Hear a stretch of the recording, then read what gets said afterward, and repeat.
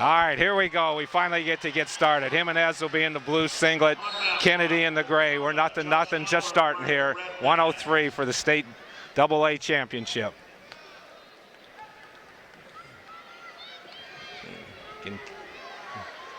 Right now, both boys are a little bit more cautious than I've seen them early in the tournament.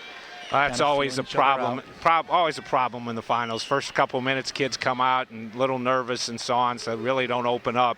Looks like they're both doing a little bit of hand fight and try and get that wrist control like you talked about.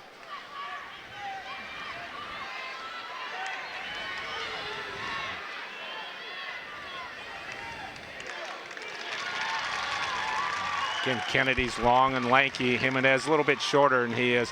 Does that mean we're going to see a different style out of him, Coach, as far as the different strategies maybe?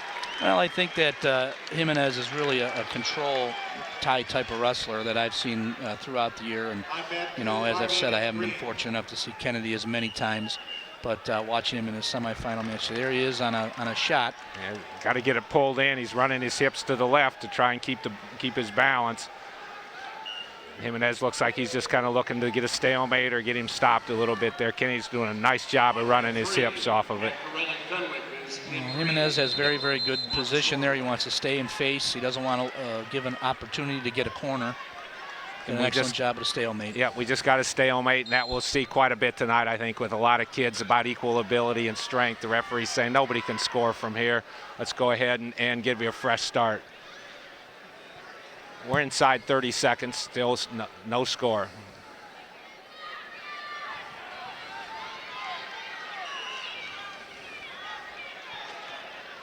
Again, a lot of wrist control. It's all kind of hard to score when somebody's grabbing your wrist, isn't it, Coach? You can't do a whole lot except peel it off. And there's a shot. Well, you're absolutely right about that, and I think that's one of the advantages that both of the young men have. That's why they're here. They're both very good control type wrestlers. Now Kennedy's in on a shot again. Under 5, though, is probably not going to score.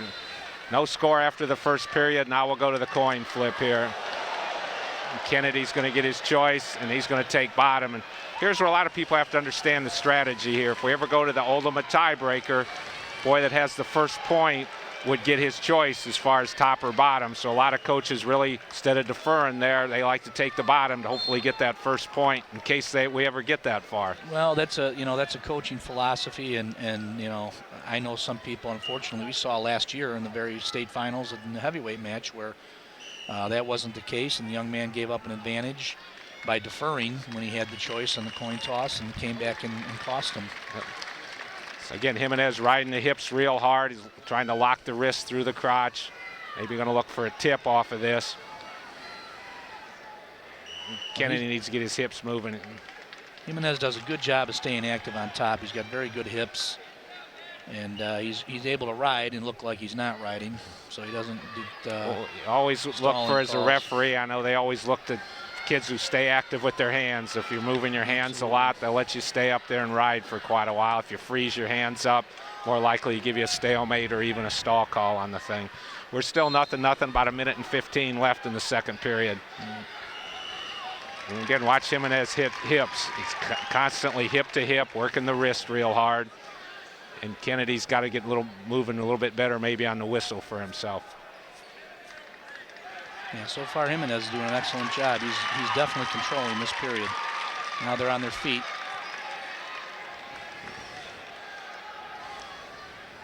Excellent recovery there.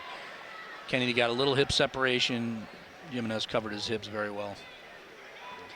We're inside 40 seconds right now, and Jimenez doing a nice job riding. He's got the ankle laced. And again, we just talked about that. Ref didn't think he was staying active enough. Warned the top man for stalling, so Jimenez now has a warning. Again, next one would cost him a point. So obviously, in the when the advantage man, the top man, gets hit for stalling, the action stops, and the referee will restart in the same position. Now he's got a mat return him, or he'll get hit for stalling again. He's got that arm trapped well. He's got a cross arm there, and looks like he's working for a tilt. Yeah, Kennedy hasn't got his hips moving like you talked about earlier. He needs to get a fresh start maybe here and make one more big effort to score, but Jimenez did a nice job at twisting him back in. And looks like he's going to ride out the period. We're under 5 seconds right now. All right, so Kennedy's choice there, taking the bottom, didn't work out real well for him because he didn't get his point. And now Jimenez, I'm sure, will go underneath, and we'll see if Kennedy tries to ride him or if he cuts him and tries to win it with the takedown.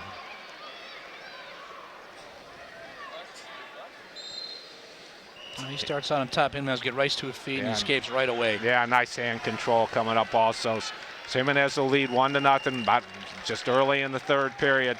So still a lot of time for Kennedy. He doesn't really want to get excited and start forcing things right now, do you think? No, absolutely. And he has a stalling call in his pocket, so, you know, he's got to be. Here's a nice shot by Jimenez off that hand control. He's in pretty deep on a single. Kennedy locks up the whizzer to try and keep it up. He wants to stay on his feet if possible. And there's a nice looking takedown. Used his hips real well to plant him. So, well, he finally got that hand control that we talked about and turned it into a great setup. Now he's obviously in control. And yep. It'll be interesting to see if he tries to ride here. He might want to try to avoid that next stalling call and get back to his feet. He seems to have a little momentum, a little rhythm here. Yeah, that's where his coaches have to help him out. They've got to kind of read the referee and see what they think, and maybe they'll have him cut him and try and protect the 3-1 lead. Because like I said, a stalling call will make a big difference for him. Looks like he's looking for that cheap tilt. Got the wrist trap, hip blocked. Yep. Now the ref gave him a free one there. He gave it a stalemate type of thing, didn't? Yeah, and a little over officious there, I would think, actually, but not a stalling call. But I think he's doing a good job of burying his chest, and Kennedy couldn't get any offense rolling. I don't think he was stopped there. Kennedy likes to get a little bit of hand control underneath there. He's kind of balling up to try to work hand control underneath, and he's going to come up and. Yeah, his head's down, and he's just not really making much hip movement as far as things. Can't really do a whole lot with that head down. Right. And we're inside 25 seconds left, so Jimenez just barring big mistakes. He looks like he's going to win this match if he can just ride him out for the last 15 right now. Looks good for him. I tell you what, it caps off a great season for him. He really burst on the scene this year. Yeah, it's got to be quite a thrill for a freshman to be a state champion, especially at the AA level. And he's going to ride it out for a 3-0 win. So our state champion at 103 pounds is a freshman from Aurora Marmion Academy, Johnny Jimenez. Record now 41-4. Taking second place will be Cameron Kennedy, a sophomore from Richmond Burton, with a record of 19-1. Now during the course of the evening, there's 3 matches going on like we talked about. They'll wait and start the 112s all together, and then they're going to be giving out a series of awards. So occasionally you won't be hearing us. We'll just be kind of letting you watch what's going on with the awards and so on. So we'll be back here in just a couple minutes with our 112-pound match. Last week he managed to turn the tables and wrestle a great match out at the sectional, so this should be a barn burner here. Now, Powell only has the record. He only has 22 matches this late in the year. Was he injured or had some other problems? He did have an injury problem. He had a hip problem that really took away a large part of the season, and came back a little too early.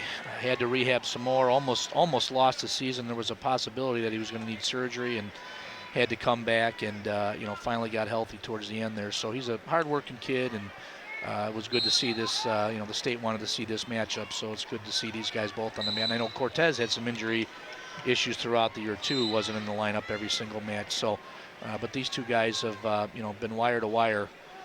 The two guys at this weight all year long. And Cortez in on the low single. He runs it real hard. He's got the 2-point takedown.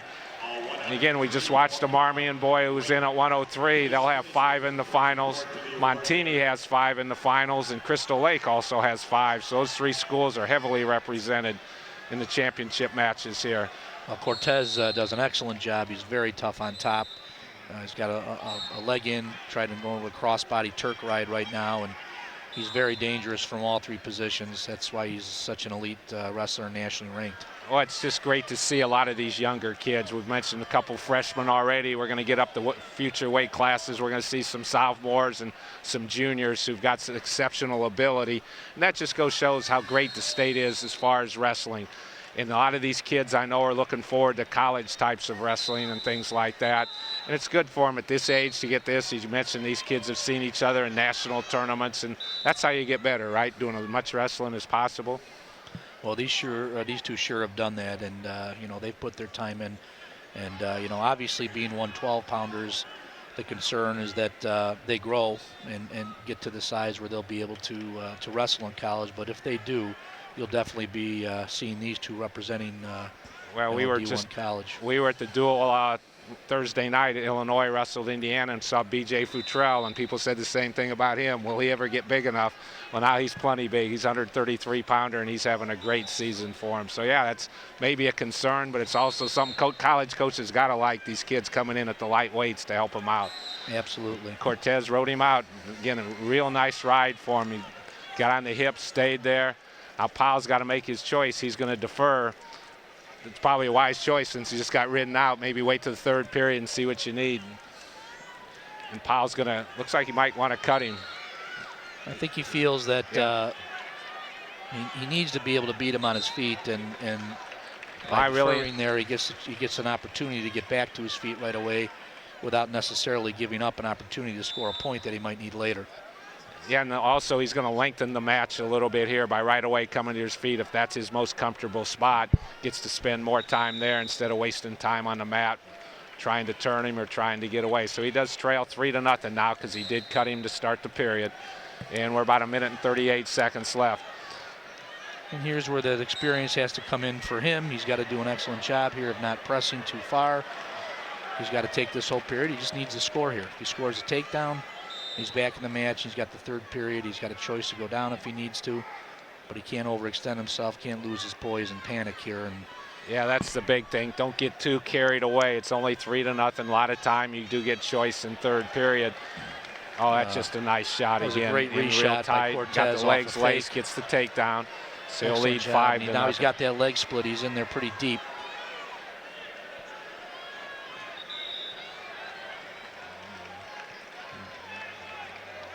Again, kind of an awkward position for Powell. He can't really do a whole lot there.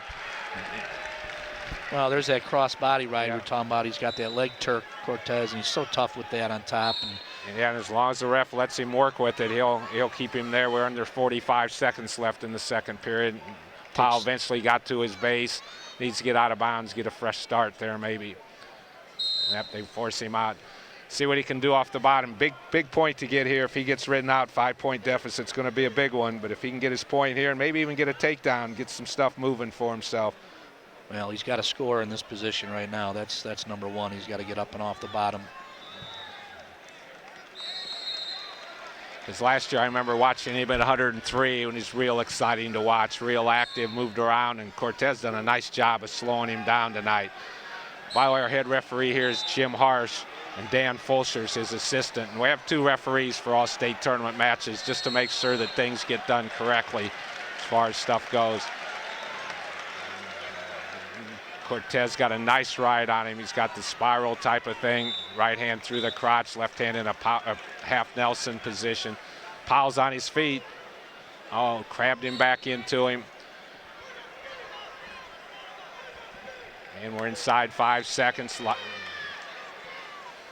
right, now here's a choice for you, Coach. Powell's got his choice third period. He's 5 behind. Well, he's got to get something going right here. It doesn't look like he's having much success on the bottom. I think he's got to get a takedown here. I think they got to go neutral. He chose neutral, and he feels his best position. But so far, what we've seen, Cortez can get him walking at him, and then Cortez shoots hard. There it is. Well, you saw what happened there. Real exciting deal. Powell threw him, just couldn't quite plant him on his back. Cortez used his hips real well to get out of there, and they stay neutral. But Powell gave himself a chance to win it. If he freezes him, he gets his points. Well, I'll tell you what, Powell is obviously one of those wrestlers that you say has home run ability, and he does an excellent job. I mean, he can strike at any time, anywhere. You know, he can throw, he can hit a big move, as he almost did right there. But Cortez was, 2 seasons right there, and he rolled through with his hips and did an excellent job. Here he is deep again on his shot. He's done a nice job of getting Powell walking towards him, then getting low on that leg to take away Powell's athleticism. And now Powell's in big trouble. No points yet. Oh, he gave him a stalemate call. Well, that might have been a quick stalemate call. Cortez did an excellent job of rotating his body, Powell's body, back to the middle of the mat so he could score on the edge. And really, the referee didn't give enough time to finish the score there. Now Powell's looks like he's getting a little frustrated. He's starting just to run around and so on. He's got a minute left. He's got to make something happen. Yeah, a lot of time, here. especially with his throwing ability. Yep.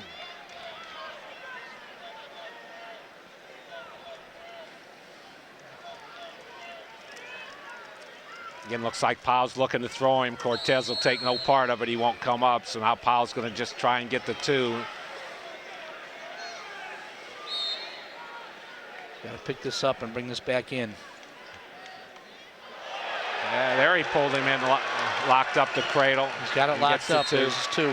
And again, Powell earlier had a chance maybe to get the 2 points, but stayed up there trying to look for the big 5-point move, and Cortez would have no part of it. He wasn't going to come up and give him a chance to hit the 5-pointer. Watch Powell here to try to go to a near side cradle situation right off the whistle here.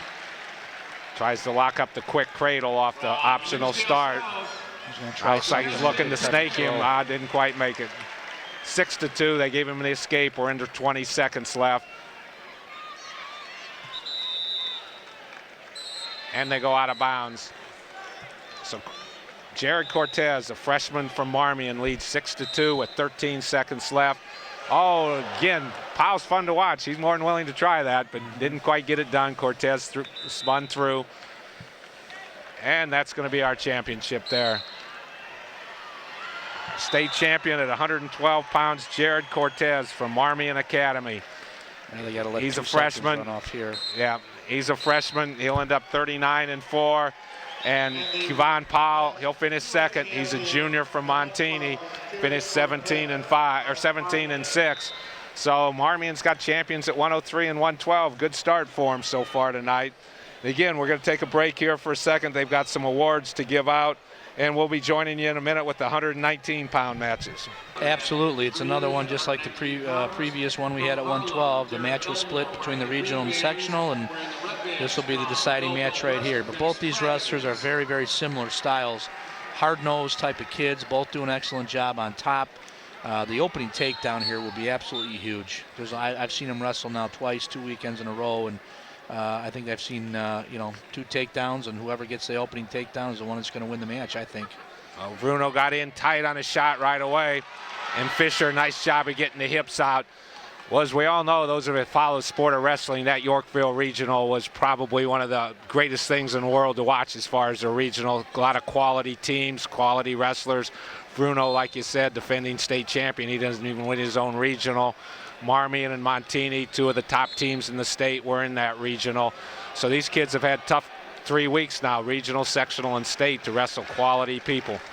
Absolutely, and it's no coincidence that many of those regional matchups are right down here in the state tournament, and some of those kids that were in that Yorkville Regional, I don't have the exact stats, but I'm sure that they are well represented in these place winners here.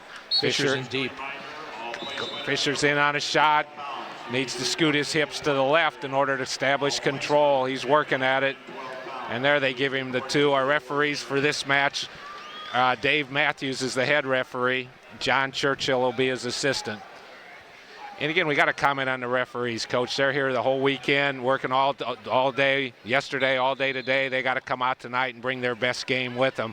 And it's a real tribute to these guys, the quality of refereeing throughout the course of our state.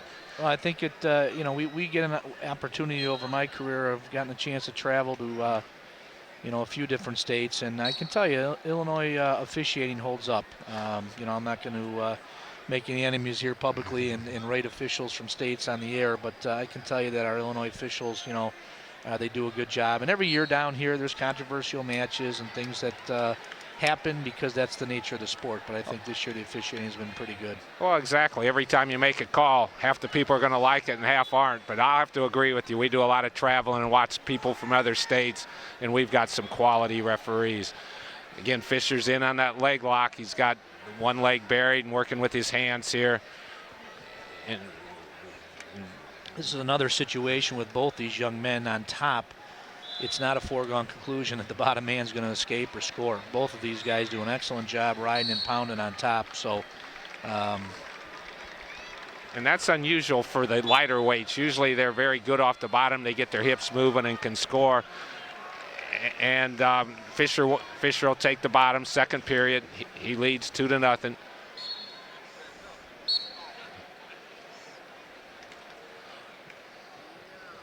Bruno trying to get him set. Use a little bit of a crunch ride, chop the elbow to get him flat. Fisher builds back up. He's got a nice tripod established, but he can't get to his feet off of it though. Bruno likes to work that cradle series. Yeah, you got to be careful sitting in that tripod if you're gonna. Looks like he's got it locked from our angle. I don't know if he's in position to get his hips right to score, and they call him out of bounds. Minute and 27 seconds left. Second period. Fisher from Marmion will have a 2-0 lead.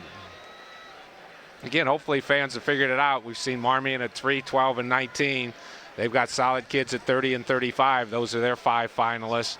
And Montini, like we said, they'll have 5 kids in the finals. They're in there at 12, 45, 52, 60, and heavyweight. And Crystal Lake with their 5, 40, 45, 52, 89, and 215. So we're going to see a lot of these quality teams see their individuals that make them such deep teams. A big opportunity for Fisher. Yeah. Off a scramble roll. Bruno's got to reestablish control here. Yeah, maybe he can drive him out of bounds, get a fresh start. Good counter there by Bruno. Okay, again, what do you look for, coach, off the bottom to teach your kids as far as initial movement to get away? What's the major thing they try and deal with? Well, you know, you teach from a young age, obviously, being able to build a base. And the first thing you need to be able to do to score from the bottom is not be in danger to get scored upon. And that's something I think that many people overlook. And it's something that has to be drilled just as much as takedowns, just as much as top wrestling, just as much as any pinning combinations. And it's something, if you don't drill, then obviously you're going to be deficient in that skill and you're going to have problems. So in other words, try and use your hips to get them to the right spot, staying off your back, and then get your hips in positions where you can actually get away or get reversal of some type. And really back pressure is important because the top man is trying to drive you into the mat. So by moving your weight forward, as Fisher's doing right now, he's trying to back pressure to come up. And he got to his feet. He comes comes into him now, he's getting to his hands. He's in great position to score right now. Bruno really has to work to not Bruno give up might the get score. warned for stalling here if he doesn't get mat returning or build up up here in this quicker. position is he can't lock his hands. Yeah. Referees, referees caught it. Good call, coach. Saw it coming, didn't you? That's one of those positions that's very difficult because as a wrestler, to be able to differentiate between the offensive, position here when you're getting a takedown and he's crawling off the mat, you can lock your hands around his ankles there. Bam, you get your 2. And when you're riding, though, obviously you have to be in a different mindset. And sometimes that's just hard to follow through like that. Yeah, it is, and it makes it hard for the kids in order, because like you said, natural reaction when he's kicking at you to just kind of lock your hands to keep your grip. And that's a big point for Fisher to get. That 3-point lead is going to be tough, especially if he can get an escape here in the last 15 seconds. He's up again. Bruno's doing a nice job of riding him.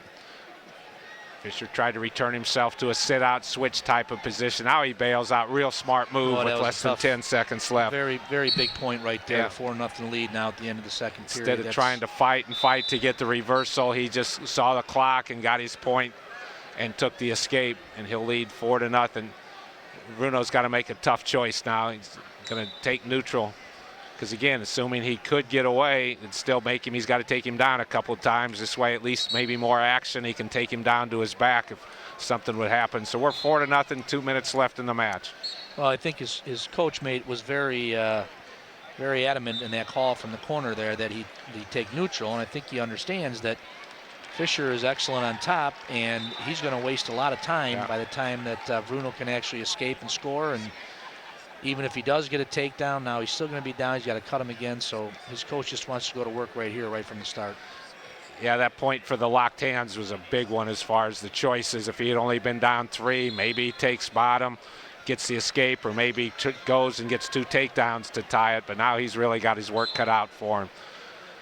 Absolutely, and it's interesting to see the 3 Marmion wrestlers we've seen right up here from the start. They've got different styles. And Jimenez is a type of a kid. He's a very hand control type kid, and very good on his feet.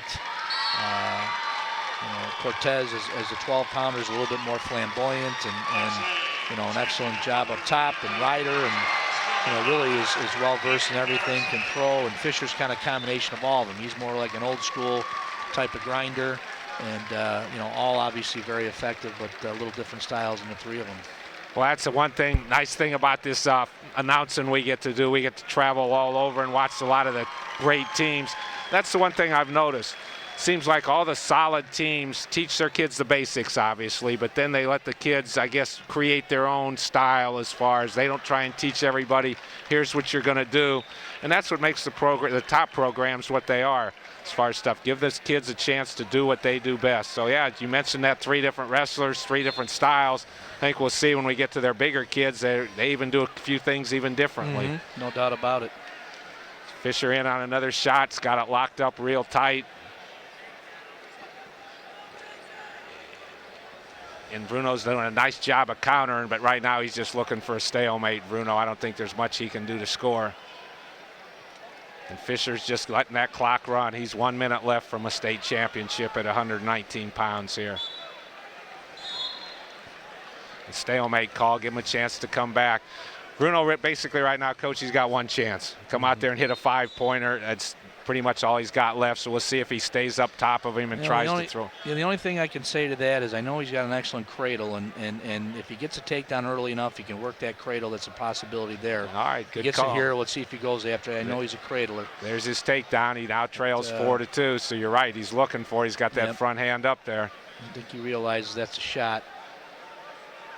So we're inside 30 seconds, 4-2 in favor of Fisher. Yep, now he's pretty much got to stay on him, and hopefully he can turn him here because he's going to waste too much time. Well, these Marmion wrestlers have shown in the finals they've done an excellent job. They're very well coached. Dean Brandstetter, the head coach at Marmion, has done an excellent job with the program, and it shows here tonight. Yeah, they made big strides in the last couple years. And I know over at Montini, you see them quite a bit, being in the same conference and so on. And then obviously 2 of the top programs in our state. I noticed this year they wrestled each other as part of a deal where Iowa City West and was at St. Ed's in Ohio got together for a quadrangular. How'd that go for the particulars? Well, unfortunately, both Marmion and Montini, as Fishers finishes the match here in a 5-2 score. Both Marmion and Montini were very banged up that day, and really, I don't, not to any fault of their own, didn't represent Illinois very well in terms of giving Iowa City or St. Ed's much of a run for their money. But there was some circumstances, like I said, they were each missing 2 or 3 starters that day, and against quality, top-notch competition like that just doesn't fly. You better be sending your best if you're going to go against the best. So again, our champion at 119 pounds, George Fisher from Marmion Academy, only a sophomore. Alfonso Bruno from Sandwich will take second, and that's at 119 pounds. We're going to take a break here for the awards. We'll be back with our 125-pound match in just a minute. Gideon Yim. Gideon, a senior with a record of 40-2. Gideon will be in the white singlet. Zane's in the blackish white type of singlet. And right away, Richards with the takedown. He leads 2-0. Zane was second last year at 125 pounds. And only a junior, he's undefeated this year, so he's had a good start to his career. Well, he's been very dominant all year, and Gideon is very, very impressive this tournament. So this is a feature matchup, and both these guys have really dominated to get to the finals here. Yeah, we got a chance to see Richards down in the Granite City tournament. We were down there broadcasting, and he beat a boy in the finals from Missouri. I believe was a 3-time state champion. So he's really a quality wrestler, and he's in on another shot at the edge of the mat, trying to keep the toes in, and they give him the 2, so he'll lead 4-1. Our head referee here is Scott Holbrook, and he's assisted by Jim Buser. And right away, Richards with 2 takedowns, and he's all weekend long, he's been real sharp on his feet. I know he's real active in the spring and summer as far as the Greco and freestyle. I mean, as a veteran coach, obviously that helps kids, but is it really that big of a deal that these kids get involved with that? Well, obviously the opportunities to get on the mat in the spring and the summer and participate in pressure situations, qualifiers, and get out to Fargo and play wrestle on the junior duels and the cadet duels. I mean, those things are, irreplaceable in terms of competition, in terms of opportunities. So it's very important. But certain kids are more serious in the off season than other kids, and I think that's a big aspect of it too. As you've said, Richards has been involved in that and been a big player in the off season for a few years now. Yeah, he leads now 6-2, and he doesn't really come from a hotbed of wrestling. Carbondale in the southern part of the state, though they do have a great coach. Dennis Reagan's been down there forever, does a great job. But I know Zane has to do a lot of travel in order to get some workouts and some competition. So it's really a credit to him, and as we've talked about before, his family for being willing to do this in order for him to compete in a sport like wrestling. Again, he's in on his ride now, under 15 seconds into period, 6-2 lead. Trying to ride him out to get to the second period here with the 4-point lead. This is also, I think, one of the only 2 matches of the night here that doesn't involve a young man from the one of the 3 schools you mentioned, from Marmion, Montini, or Crystal Lake. So, yep, and we're looking forward to next week. We're going to be over at Bloomington for the dual team part of it. Marmion's already out because they were in the same regional with Montini. And if the brackets work out and everything works according to plan, we'll get a chance to see Montini and Crystal Lake wrestle in the state championship next week. And later on tonight, I think, Coach, we're going to ask you your opinion as far as some of the different things to look for maybe in that match. Well, it'll be a barn burner, that's for sure. Richards on the bottom trying to get his point. And Yim, like you said, he's had a great tournament. He's come in now. Vernon Hills, they've got another boy in the finals also, I believe, at heavyweights. It's been a good tournament for them. You know much about them from up in the suburbs? Well, we haven't seen them a lot, and this year they were, with the change in the demographics with the regionals and sectionals, we were not in their sectional as we have been in the past. So we don't see them too much. We don't get a chance to compete. And there's a lot of good wrestling there going out. I know that some of the schools from up north, I know Richmond Burton had 10 state qualifiers down here, and Antioch is a strong program, and has several kids represented down here. And obviously I don't want to leave anybody out. So, but I think that wrestling kind of goes in spurts in the areas, and I think the north is doing an excellent job and catching up with the hotbeds, or the traditional hotbeds that used to be pockets in Illinois wrestling. Well, if nothing else, they've got 2 quality kids, because anytime you get 2 people in the state finals at this tournament, you're doing something right. Richards got a 7-2 lead. We're inside a minute to go in the second period. Well, Yim's got to get on the scoreboard here somehow. Again, I've watched Richards so much, and he's just hard to score on. He keeps in perfect position and so explosive when he does move. As you know, the best ones are able to go from defense to offense in the blink of an eye, and that's what Richard just did there. An excellent job. And he's got a 9-2 lead with less than 30 seconds now to go in the second period.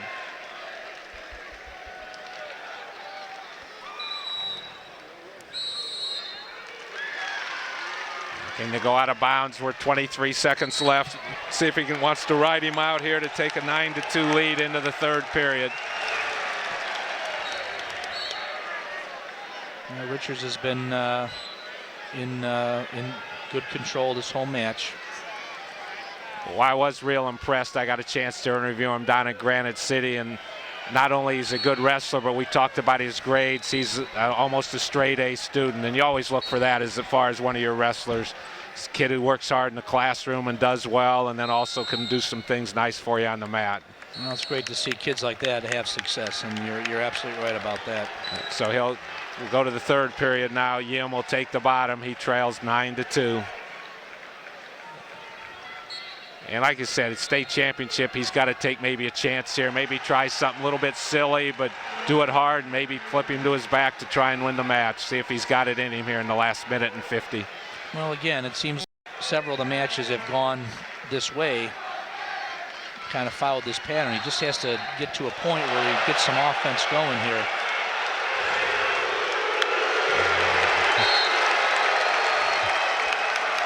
A lot of cheering going on over for the AAA match. They're 1-1 or 3-1. Just got a takedown in the third period. So there's a lot of action over there. And again, it's a great atmosphere to wrestle in. I'm sure the kids really love it down there, looking up in the stands and seeing 15,000 people yelling and screaming.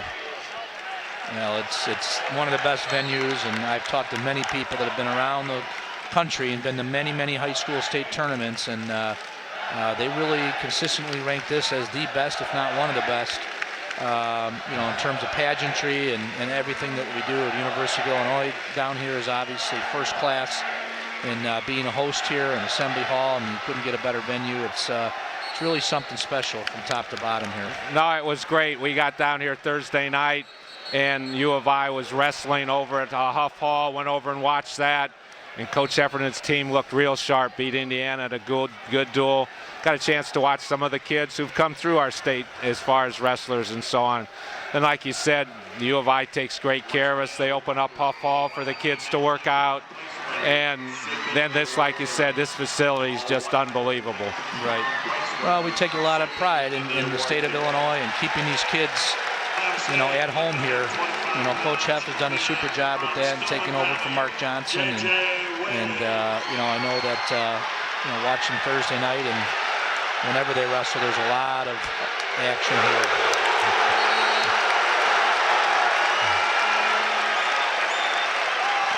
And we'll have our champion here at 125 pounds. It'll be Zane Richards, only a junior, and he's going to go to 45-0. And what a great start to a career. I really look forward to watching him not only this spring and the Greco freestyle stuff next year, but I think he's got a pretty solid college career ahead of him somewhere. Well, he sure does, and congratulations also to Gideon Yim. He had an excellent tournament. He's got nothing to hang his head about. Not come in here and you finish second like this. He ended up with 40 wins, so he had to beat some quality people. So that's a nice deal. That's our 125-pound match. We'll be back for 130 pounds in just a few minutes.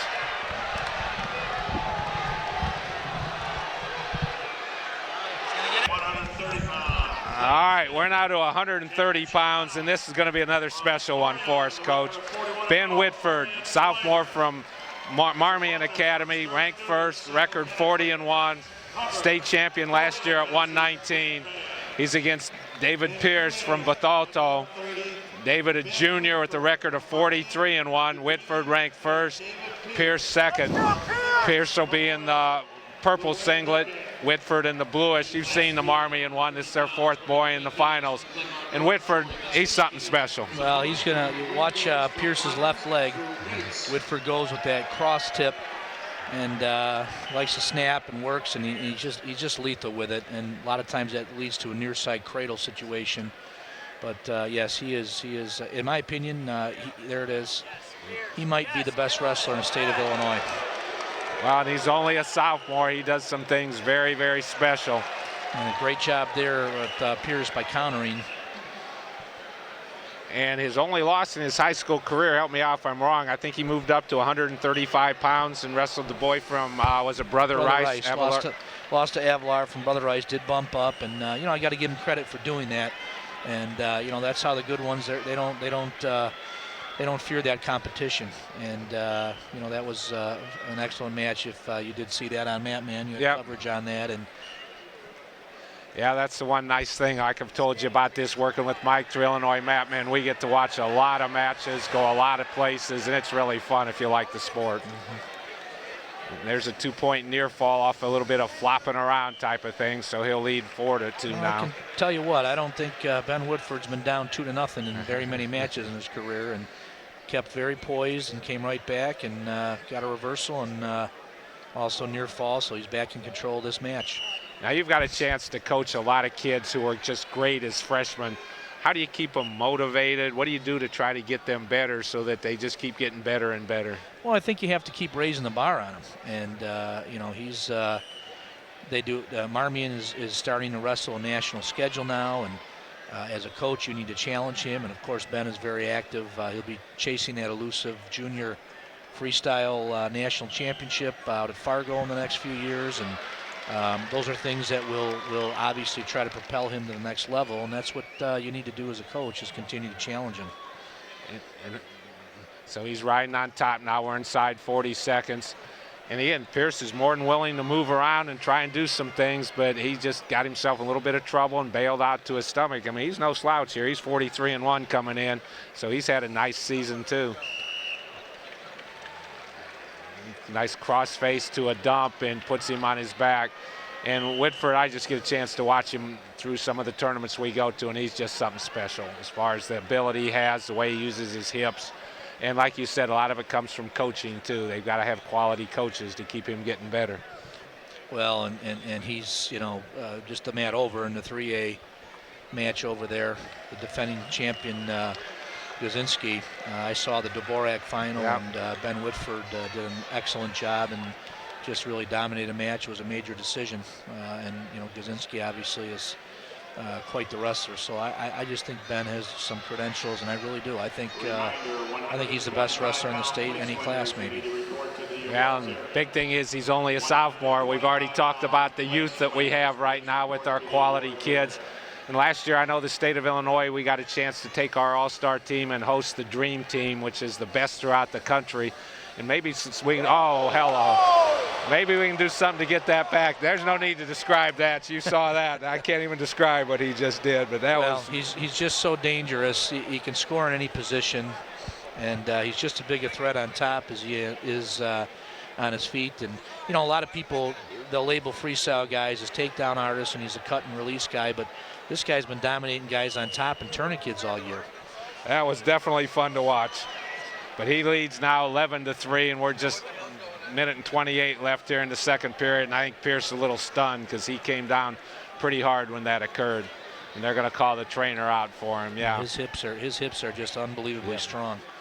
Well, now we have a break in the action. Let's get to next Saturday night. Again, not stepping ahead of things, but in a perfect world, next Saturday night, 6 o'clock, we'll be watching Montini and Crystal Lake. What do you just give me some background as far as maybe some of the big matchups, how close this can be, just some background on the whole thing. Well, first of all, right off the bat, you've got two state final rematches possibly with the 145-pound match with Bear and Fugio, and the 152-pound match with Kilbasa and Robertson. So you got those right off the bat. Obviously Crystal Lake Central is just dominant up top at 189 and 215, and those guys are in state final matches here too, and just have an excellent team balance. So I think the duel is going to be very close. And again, where people weigh in and injuries and things you can't account for, but I think it's going to be the type of a duel. It could go down in the last match, and Crystal Lake has been doing a good job the last few years. Justin Lair is the head coach out there, and I think he's done a super job building. And we've been fortunate enough to wrestle against them a few times in the state finals, or last year in the state finals. Year before that, we beat him in the semifinal, and he's been growing that program. They're doing a super job. So it'll be worth a money's worth on next Saturday night, that's for sure. Great slide by there by Whitford. And that's why I really like the dual part. You mentioned matchups. Coaches are going to sit down and let's try and get this matchup, that one, and so on. And it makes a lot more coaching involved with stuff. And again, we get a chance to see Crystal Lake. They come through our sectional, and then watch them at Dvorak and some other places. And Justin does such a great job with that program. They've become obviously one of the top teams in the state, and this year, we'll see. Maybe they can win it. I think they're ranked #1 right now, and Montini too, according to the rankings. So we'll see if those hold up. But yeah, if you get a chance, get over to Bloomington next week. And Justin's a great guy and a great coach, and I do wish him all the luck. But I still got to have my heart with the Broncos. Hey, no problem with that. Throughout the years, you've run a great quality program there. Always enjoy watching you. And Israel right now has got them going real well too. So that's why it should be a great one. The two top programs in the state getting a chance to go at each other for the championship. Really looking forward to it. And, that brings up a good point, and I've had this discussion, is Whitford's in total control here, 13-3. The team duel is I think has brought such a great aspect to wrestling in Illinois, and it's something that when you look at, I think it's so important and so critical to build the high school programs, and I think the duel has helped to do that. Many years ago, the NCAA type of model with just individual scoring in this tournament, you had teams that, coaches, quite frankly, could coach 4 or 5 individuals. Exactly. And that was really it. And I guess I used the word lazy, and they didn't really care about developing a team. They didn't develop a program and be able to have those types of things, and I think that the duel has encouraged that. And you have kids that are going to participate in a duel situation that aren't superstars. They're not state champions individually. They're not state place winners, but they're going to take those experiences with them the rest of their lives, and they're going to spread, the word in terms of wrestling, and they're going to be our best ambassadors. And I think that's why the duel is such a great format and a great thing that Illinois started the third period. And just watch the action on here. We don't need to explain it. You see what's going on, how active he is. And Pierce doing a great job. He's just a little mismatched right now. His only hope is one time Whitford makes a mistake. He freezes him on his back and keeps him there and gets the pin. So we'll see what can happen here in the last 145. Whitford is just such a tremendous flow wrestler, one of the best that I've ever seen in terms of being able to transition from one thing to the next. And he, like we've talked about, he's one of those many Marmion kids who are in the state finals. This is their 4th of 5. We'll see Brill at the next weight class, and then they're pretty much done for the rest of the night. Spinning, gets a takedown. He'll lead now 16-4 with a minute and 15 left. And now it looks like he's just going to try and get the tech fall. Cuts him 16-5. And again, he's in one of those unique positions. He could possibly be a 4-time state champion. But as we saw today, that's becoming harder and harder to do. We saw Dylan Reel, a 2-time state champion now as a junior, lose a 3-1 match, a great match in the semifinals at 160. And we'll probably talk about that a little bit more when we get that far. But sometimes you win those early ones, you still got to keep getting the breaks and keep doing some things right. But so far, Whitford's just looked sharp, not only tonight, but last year. So. Well, you know, a marquee matchup that a lot of people were talking about early in the year. Actually, the young man that just won the title at 125, Zane Richards, spent a lot of the season at 130, and you know, a lot of people were talking about that matchup. And you know, obviously, Mr. Richards is quite a talented wrestler, and he eliminated that talk obviously by going down to 125, and so that matchup never materialized. But you know, those two could be having each other in the sights in the next couple of years too. Would have been a great show for us to watch tonight. Those two going at each other. I believe they've wrestled some freestyle and Greco against each other, and it kind of goes back and forth. So it would have been very enjoyable. But again, Richard's going to be our champ at 125. Whitford our champ at 130. That gives Marmion their 4th champion. And it'll be Ben Whitford. He's a sophomore, 41-1. Last year state champion at 119. This year at 130. Finishes second will be David Pierce from Bethalto. He's only a junior, 43 wins, 2 losses. And before we get off here, let's mention our officials out there. Jack Williams was the head referee. Don McKeel was his assistant. And we still do have 36 seconds, so maybe I called it too soon. We can get Pierce, maybe get a quick throw here. He's taking some injury time now. Well, he looks like he's dizzy. I think he might have gotten dinged in that the previous scramble actually. So he's trying to get his wits about him, but he's on the verge of a technical fall. So the crowd is obviously anxious for him to try to finish the match, but I don't think that's really fair to. Not let him take his time. If he's injured. Yeah, exactly. So we were talking a few minutes ago about the team part of this. How difficult is it for kids to stay focused? Say the kids who haven't been to the state tournament, you need them to come and compete Tuesday night and then Saturday. Do you have any problems as far as doing things special in order to? By the way, I made a mistake. There's only 4 seconds left in the match. 36 was the injury time. 12 seconds actually. Right. They keep switching the clock on me there. Well, that's one of the biggest problems is keeping all those kids organized. I mean, you got all these kids down here right now that are watching, and you have to bring them down to practice. You have to bring your coaching staff down here to run the practices, and you know, these kids have to be able to stay focused and stay in shape. Some of these kids haven't been on the mat since the regional, or even before the regional if they're not starters, and you're going to use them in a substitution role. So it's a very difficult aspect about keeping the whole team together. Well, that's our champion at 130 pounds. Again, Ben Whitford, sophomore, now 2-time state champion. We'll be back with the 135-pound matches in just a minute. We are at 135 pounds. And again, 135-pounder from Marmion, Bryce Brill. Bryce, record 38-3. He's a freshman. He'll be going against Connor Bass from Yorkville. Connor, a junior, 35-10. Coach, I've been real impressed with these Yorkville kids this weekend. I hadn't had a chance to see them much this year because they went your way as far as the sectional and so on. Maybe give me a little bit of background about Connor Bass. Well, Connor is a good hard-nosed type of wrestler, excellent on the mat, obviously. most of the Yorkville kids are. And Coach Darnell, Shane Darnell, does a great job over there. And they've been, slowly building that program, and now they've got to a level where they're able to compete with a lot of the schools in the state. And unfortunately for them, they had a pretty tough regional assignment this year. But I really think that they, were a team that, really could have made some noise if they'd have been somewhere else and not having the bad circumstance of being with Marmion and Montini in the regional. Yep. Brill gets the early takedown, then cuts him. He leads 2-1. So, yeah, Bass had a good tournament. He got to the finals by beating Brandon Rice from Washington in the quarters and Drew Verbronick from Montini in the semis. And he does have 10 losses, but like you said, they wrestle some quality competition, and that, as we all know, that's what gets you better. Go out there and compete and learn from the bad things, I guess. He's in on a shot, and Brill steps over, takes him down to his back. And now I'm watching Brill wrestle in the state championship and the high school level. Last year at this time I was over to the IKWF and got to watch him wrestle in the grade school. Think about what he was doing to grade school kids last year at this time.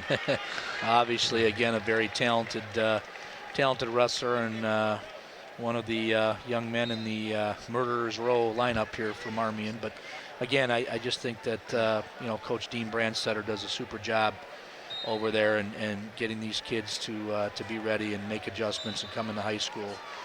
Well, I think if I'm adding right, they're going to have 5 individual state champs here tonight, and that's got to be something special. I don't know what the record is for it, but that's a pretty good start. Well, I believe 5 is the record. I think several teams have accomplished that, depending on what class you're looking at. So, but certainly is quite a feat. There's no doubt about that. And that's the one thing, the way our state system's set up, because them and Montini were in the same regional, they won't get a chance to compete for the state championship as far as the team part. And, many people say, gee, that's kind of bad. Maybe we could make some changes on that.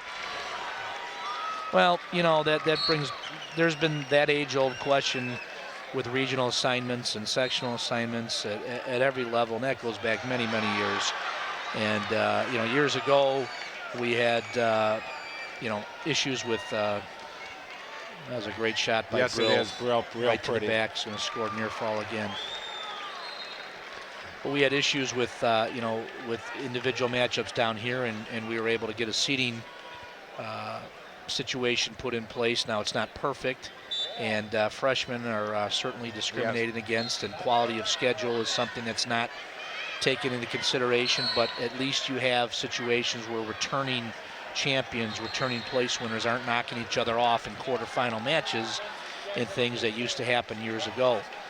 Watching some of those old IHSA highlights on the video in between the sessions here, and watching names like Joey Gilbert, and I remember a big match with Joey Gilbert and Ryan Schaefer, I believe, from Sterling. Yep. Yeah, that was they were two-time, or one was a 2-time and 3-time state champ, and that match occurred in the quarterfinal or semifinal round, and it was led to an anticlimactic final. So at least we've alleviated some of that, and maybe we could get to a point. I know in basketball and softball and other sports, the IHSA has sectional complexes and they seed the teams. And so maybe we could get to a point like that and keep some of the better teams away from each other in the regional level. But that's something that's going to have to be brought up, by the advisory committee. We've got to be together as coaches on that. Well, we had the opportunity to interview Craig Anderson just yesterday, and Mike's going to have the interview on the website in the next couple of days as soon as he gets up. And Craig went through, and we asked him various questions, and he gave some great answers as far as where he'd like to see the sport go, things that we're looking at, and so on. So when you get a chance, I think Mike will probably have that up sometime tomorrow afternoon. Get a chance to listen to it and let us know what you think, because Craig's more than willing to listen and see what's best for the sport of wrestling. And Brill leads now 12-3 late in the second period, and just another great performance for him. Real impressive. Again, only a freshman. Looking at, again, one of those situations, maybe a 4-time state champion. He's closing out the second here, and again, just a great job of control, positioning. Yep, that's it. We'll go to the third period. Again, for this match, our head referee's Jeff Bowers. Ray Eichelscholde is his assistant. And again, I know some of you will buy the DVD that they're offering off of this. and use that DVD as an instruction thing instead of just coming out and watching and enjoying it.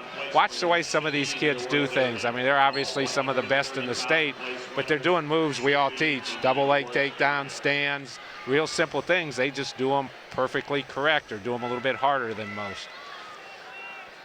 Well, that's the difference, you know, and you talk with people that have been involved in the sport a lot longer than I have, and they'll tell you it's not rocket science. You know, understanding how to practice, understanding the things that you need to do in terms of your skills and technique, conditioning, strength, all those things. You know, it's not a lot of secrets out there, to be honest with you. It's a willingness to be able to do that as a competitor and also as a coach to be able to commit to that type of thing that needs to be done on an everyday basis. Well, Bass does have Brill flat now. He's working him real hard, got the leg in, working real hard to get the turn here. We're about 1 minute and 10 seconds left in the third period. And Brill's getting his hips up now. He's got the leg almost out. Bass readjusts it. Now the leg's going to be coming out. And Bass readjusts again. He's doing a nice job of keeping those legs in. Brill's shaking to try and peel it off, and there he's going to get his reversal. Well, the Marmion guys, you know, they've all kind of followed the same pattern. They've gotten out to good leads here, and you know, they stay fundamental in good position, and it's awful hard for people to come back on them. So they've all kind of used that game plan tonight, and again, they've looked like they're very well prepared. And so Brill will lead 14-3 with 30 seconds left in the third period. And again, it's our 135-pound weight class. And Coach mentioned a few minutes ago this Yorkville group coached by Shane Darnell. They've had a real nice tournament. Their kids have come down here and competed very well. We're inside of 10 seconds right now, and our state champion will be Bryce Brill, a freshman from Marmion Academy, 39-3. Finishing second will be Connor Bass. Connor, a junior, with a record now of 35-11. 14-5 is our final score. And again, we'll take a break here for the awards. We'll be back with the 140-pound weight class in just a few minutes. Your state champion from Marmion, Bryce Brill.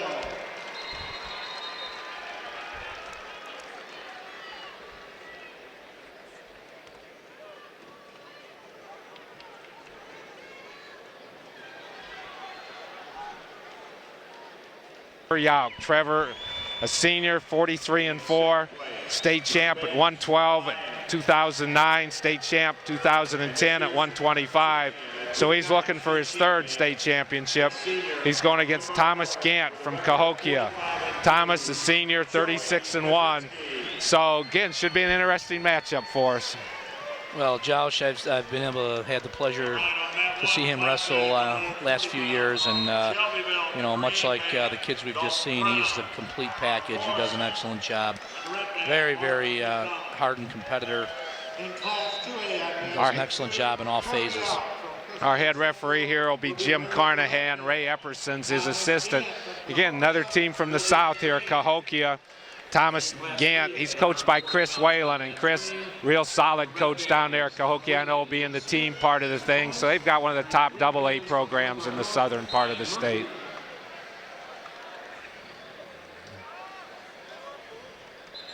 See, Gant's trying to tie up the elbow. Yauk seems to, he needs to try and bail out of that, get his elbow free so he can move. Gant had a pretty impressive win in the semifinals, and with a 9-2 win over Ballsy from Sterling. Yeah, I got a chance to watch Ballsy some. He's had a good season for them, had a good state tournament down here last year, and he and Yauk wrestled in the finals of our sectional, I believe, and it was a pretty solid match. And Gant keeps trying to lock up that Russian or the elbow tie to slow down Yauk.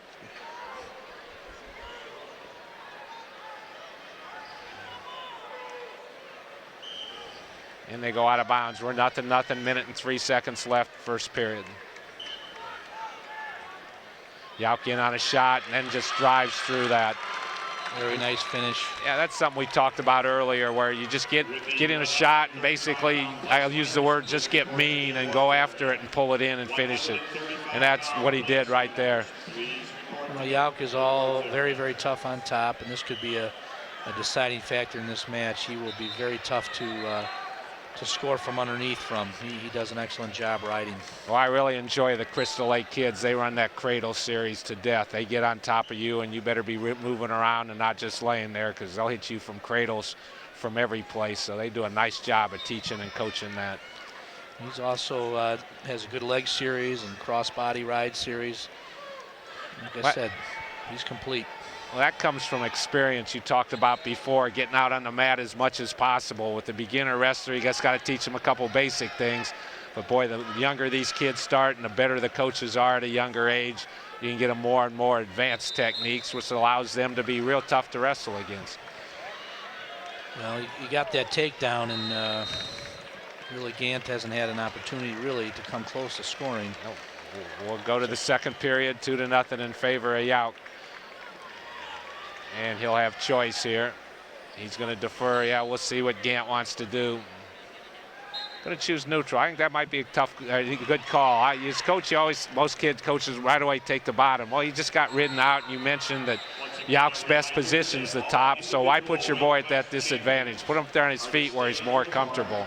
And obviously, these coaches down here, they do their homework, and they have scouting reports, and obviously that's a big part of preparation for a state tournament, and he knows that Yauk is very, very tough on top. So again, he wants to get something going here in this match, and if he can score, his best opportunity, best chance to score is going to be on his feet.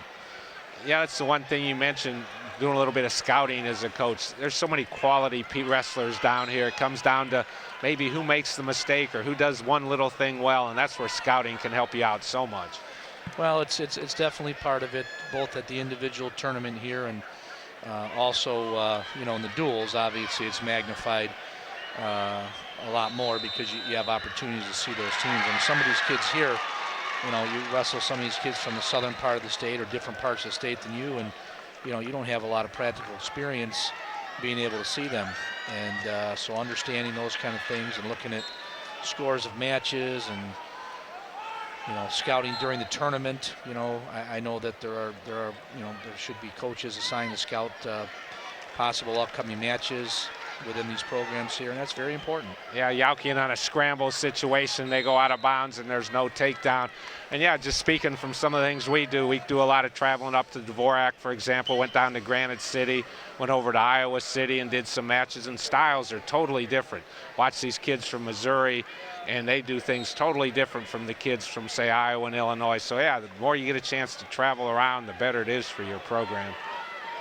Well, it's like anything else, understanding change and dealing with change and maintaining your poise and competing, that's huge. And as a competitor, as a wrestler, that's something that you gain a lot of insight about by placing your athletes in those positions, wrestling different states, wrestling different people that they don't normally see. So Gant's done a nice job. It's still 2-0, but he took neutral and didn't get his takedown yet. We're inside 10 seconds. So now here comes a big shot or choice for Yauk. Probably going to take the bottom, right, get away and get that third point, make it real hard to beat him. Yep, he chooses if he down. gets up from there, then obviously with a 3-point lead, pressure's really going to be on Gant to try to open up. And right away to his feet, real nice stand. Gant's got a mat return him here. And he's back on top, 1:50. Now, if you're Gant, you're going to ride him and try and turn him, or at some point in time cut him and look for the throw. I'd be very surprised if he rides him the whole third period. I would think that, again, his best chance to score is going to be on his feet. So yeah, we're about 1:30 left. He's riding the heck out of him, but really haven't seen much as far as a potential pinning combination, though he's looking for a hammer lock here. Can't get the arm buried. We're 1:20 left.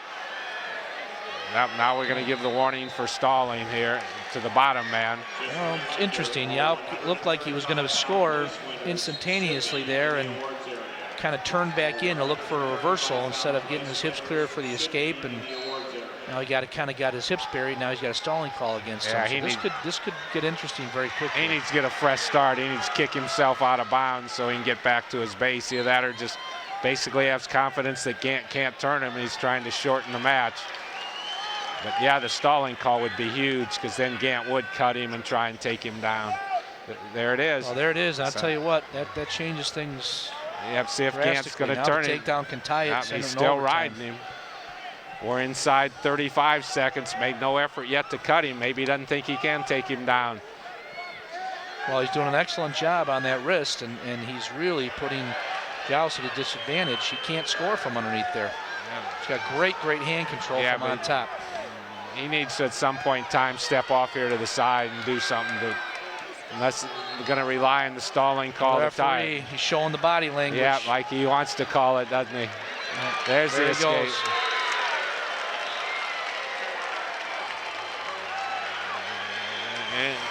And that ends at 3-1. Our state champion will be Trevor Yauk. Trevor from Crystal Lake, a senior, 44-4.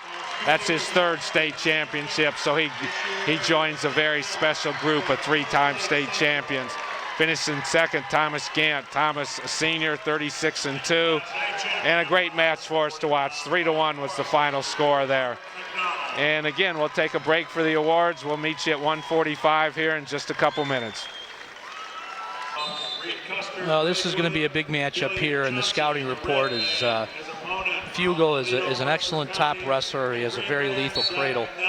And so Frank Bear is going to want to try to win the match here on his feet and stay away from that position. So obviously the opening takedown is big. And these two met early in the year, and Fugle won that match. Well, Bear, got a chance to watch him some last year, and I always like the way he competes. He competes so hard from his feet, as you see there. Nice little outside carry for the takedown. And like you said, Fugle, once he gets on top, he's just lethal. So it'll be real difficult for Bear as far as making sure when he does, if he does get to the bottom, that he gets out of there quickly. Well, he's going to have to get in that opening takedown is a big point right there. He needs to control the match from that point of view. And Fugle is so dangerous with that cradle. We've wrestled against him in the duel now for a couple of years, and he is just, you can never relax around him. He had a big pin for them in our semifinal match a couple of years ago. Really kept them in the match. We were cruising along pretty well, and he turned our match around that he was losing by a few points and got a big pin against us, and really made us sweat. He's a very, very lethal cradler. Yep, and he did that, and I think in the semifinals today, he was behind a little bit in the match, came back, locked him up in the cradle, and got the pin to pull one out for himself. I believe he was down 5-0. Yes, exactly. I remember watching that match, and there was a very good kid from Tinley Park. And so it just shows you the kind of ability that he has to turn a match around instantly. But Bayer, a nice ride back, staying on the hips, got the leg kind of hooked, and he's working for his own cradle. He's got it down to 26 seconds left in the first period with a 2-0 lead. So real important that he rides him out here. Fugle gets a point here, it puts him right back in the match. Right. Well, Frank is a two-time state place winner, actually. Finished second last year and third the year before that, and had an up-and-down season this year. Actually had a bout with mono early in the season and wasn't 100% and didn't perform as well as he wanted to. And he's a very hard-working kid, and I know that he's happy to be healthy at this point in the year and be able to be back here in the state final match. Yeah, that's all you can really ask for as a wrestler or coach, coming at the end of the year healthy and let the marbles fall where they may. But he's going to, under 10 seconds now, Fugle's on his feet. If he could get the point here, it'd be big. Bear locks up on the leg. Fugle's looking to step over here. Frankie's on the run. Now we're going to worry about a stalemate. That's the period. Yep, period's over. Again, our head referee here would be John Churchill and our assistant Scott Holbrook. And we'll mention the referees every match simply because, like we talked about earlier, they do a great job of controlling these big matches as far as things go. Bear took neutral, correct? Well, there right off the bat, Fugle deferred. And you said Bear didn't want to be underneath him, so that's, boy, he's in tight on that shot again. Chases the legs, hooks it over, and that's 2 points. So again, worked out well for him. Didn't want to have to go underneath because, like you said, put him at a disadvantage maybe. Went neutral, got the takedown, so that's big time. He's ahead 4-0. That's all part of the things that we've talked about with scouting reports, and obviously being able to put your wrestlers in positions to be successful is the most important job of any coach. And I like this ride he uses. Kind of hooks the ankle with his back leg, works the cross-face, corkscrew type of thing with his front hand. Then when he gets in trouble, he takes his backhand to an ankle to flatten him out again. So it's been real successful as far as riding him out. Well, Frank Bear is a very strong 145-pounder, and when he's healthy, he's very, very tough to score on. He's got great hips. Well, I guarantee he impresses me when he shoots that single and just pulls that leg in dead tight. That's pulling in a lot of weight, and he's very good at it, and I've got a chance to watch him do it quite a few times. So Fugel, big point here. He needs to get up and get himself his escape in the last 40 seconds here. Trails 4-0.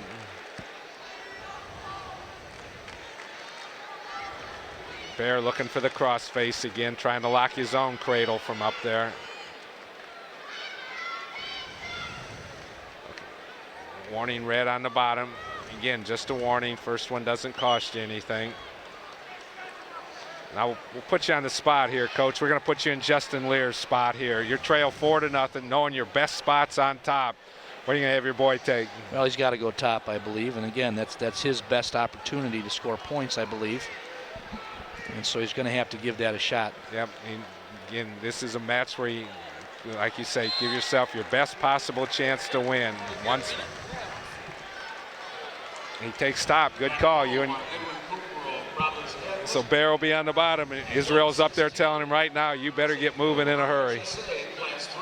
Well, these are the things that you work on, these things in practice, and I know that when we wrestle certain teams over the years, and we've had opportunities, and you know, these are the things that you have to do over and over and over again as a coach, as a wrestler, to be able to drill these positions. And I know that they've worked on that cradle defense this week, because I knew that they knew that we're going to see Fugel some point along. And just a great stand by Bear. He got to his feet so quick, couldn't quite get away, but keeps the cradle off. As long as he stays up there, he's up again. So watch it again. He's twice in a row he's come to his feet with a very explosive stand with his right leg. See if he does it again to get himself up there and try and stay out of trouble. Well, it comes down to a battle of attrition right now, because Fugel is going to do everything he can to stay on top, even take a stalling call. He has to maintain advantage position here, even going out of bounds. So Frank Bear is going to have to start and restart 6 or 7 more times in this match to get through it. I can tell you that right now. Well, here's where Bear's in perfect position. If he can just lay there at the edge, if he gets in trouble, kind of crawl out. And Fugel, to me, he needs to get a fresh start, because he can't really turn him from there. We're 1:15, third period, 4-0 in favor of Bear. The thing about a cradle is all it takes is a split second. One time, exactly. Got the leg kind of thrown now, and again looking for maybe a cradle off the leg situation. They do that pretty well. Bear's just using the mat here. He's just kind of hanging there at the side, does get out of bounds. 58 seconds left. Again, see if he gets to his feet again, follows his game plan. Fugel's got to get him flat one time if he's going to get this cradle locked.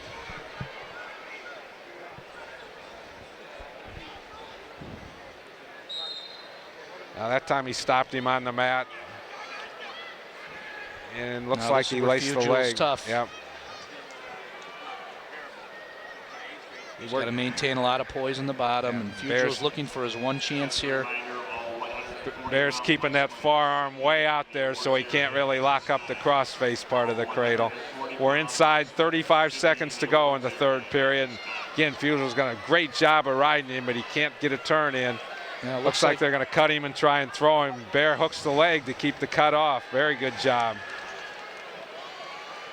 And now he's going to get a reversal. Yep, that should ice it. 6-0 lead, 15 seconds left. Got him flat, so just a real nice job for Frank Bear. He said he's a 2-time state placer, getting a state championship here. As a senior's got to be a great deal Frank for him. Bear's put his time in and done an excellent job, and really deserves to win a state championship. Yep, 38-10, a senior going out on top. And Fugel, a junior, 36-7. He'll get a chance to come back next year, and maybe he can step up and win that state title. In other words, great match for us. And we'll now go to 152 pounds in just a couple minutes. And don't go away for that one, because that one's going to be a top-notch match.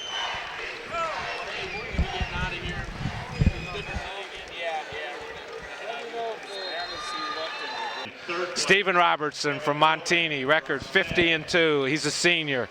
champion 2009 at 125, champion 2010 at 140. He'll wrestle Joey Kielbasa from Crystal Lake, senior, 42-1, champion 2009 at 140, champion 2010 at 145. Kielbasa's only loss this year, I believe, was 3-2 to Robertson up to the finals of Dvorak, and we saw a special treat there. So you're in for some real great stuff here. Well, this is a marquee matchup here in 2A in terms of the ability levels of both these young men being obviously exceptional and very well matched. So this is going to be a great match here, and this did happen in Dvorak, and boy, that was a barn burner match there, and came down to one shot. And excellent job. Yeah, people say 3-2. Gee, it must have been boring, but no, it wasn't. There was more scrambling and flying around than you could imagine. So. Joey Kielbasa, Crystal Lake Central. The two are returning state champions. And again, we're going to get to Crystal Lake's bigger kids here in a few minutes, but got a chance to watch them play some football early in the year. Kielbasa, Hara, Marsden, they were all a big part of their program. Montini, I know you work with the football program. Do many of your kids who wrestle, are they part of the success you've had there? Actually, yeah, Frank Baer just won the title there at 45 as a 2-year starter for us in our defensive backfield, and Ross Ferraro was a 3-year starter for us on our defensive line. And you know, we've had several kids that are members. Dimitri Willis at 160 we'll see coming up. He was our starting running back this year and did an excellent job. So I think there's a parallel between the schools, Crystal Lake and Montini. I see a lot of those kids had a chance to watch some of their games on film this year and saw Joey and Gage and those guys, and they had an excellent season as well. Yes, that's kind of goes hand in hand, I guess. Good football players, good wrestlers. You know, it's a nice deal as far as helps improve their skills. And we're inside 30 seconds left here in the first period. Still no score. Well, both of these guys can really, you know, explode at any moment. And you know, Steve's a senior, and I know that you know, Steve is signed to go to Penn next year, and he's a straight A student, and you know, obviously we're very proud of his accomplishments, and I know that Joey Kielbasa is also an outstanding young man too. So these are two quality kids here. Yeah, I know Kielbasa's signed to wrestle someplace next year, but my memory's not serving me well there. I'm not exactly sure well. So yeah, hopefully we'll watch these two kids wrestle quite a bit in the next 4 years. No score. I have Robertson defer. Kielbasa will take the bottom. And Robertson's always been fun for me to watch. He's almost like putting on a coach's clinic. He does so many different things, does them perfectly hard or perfectly well and so hard.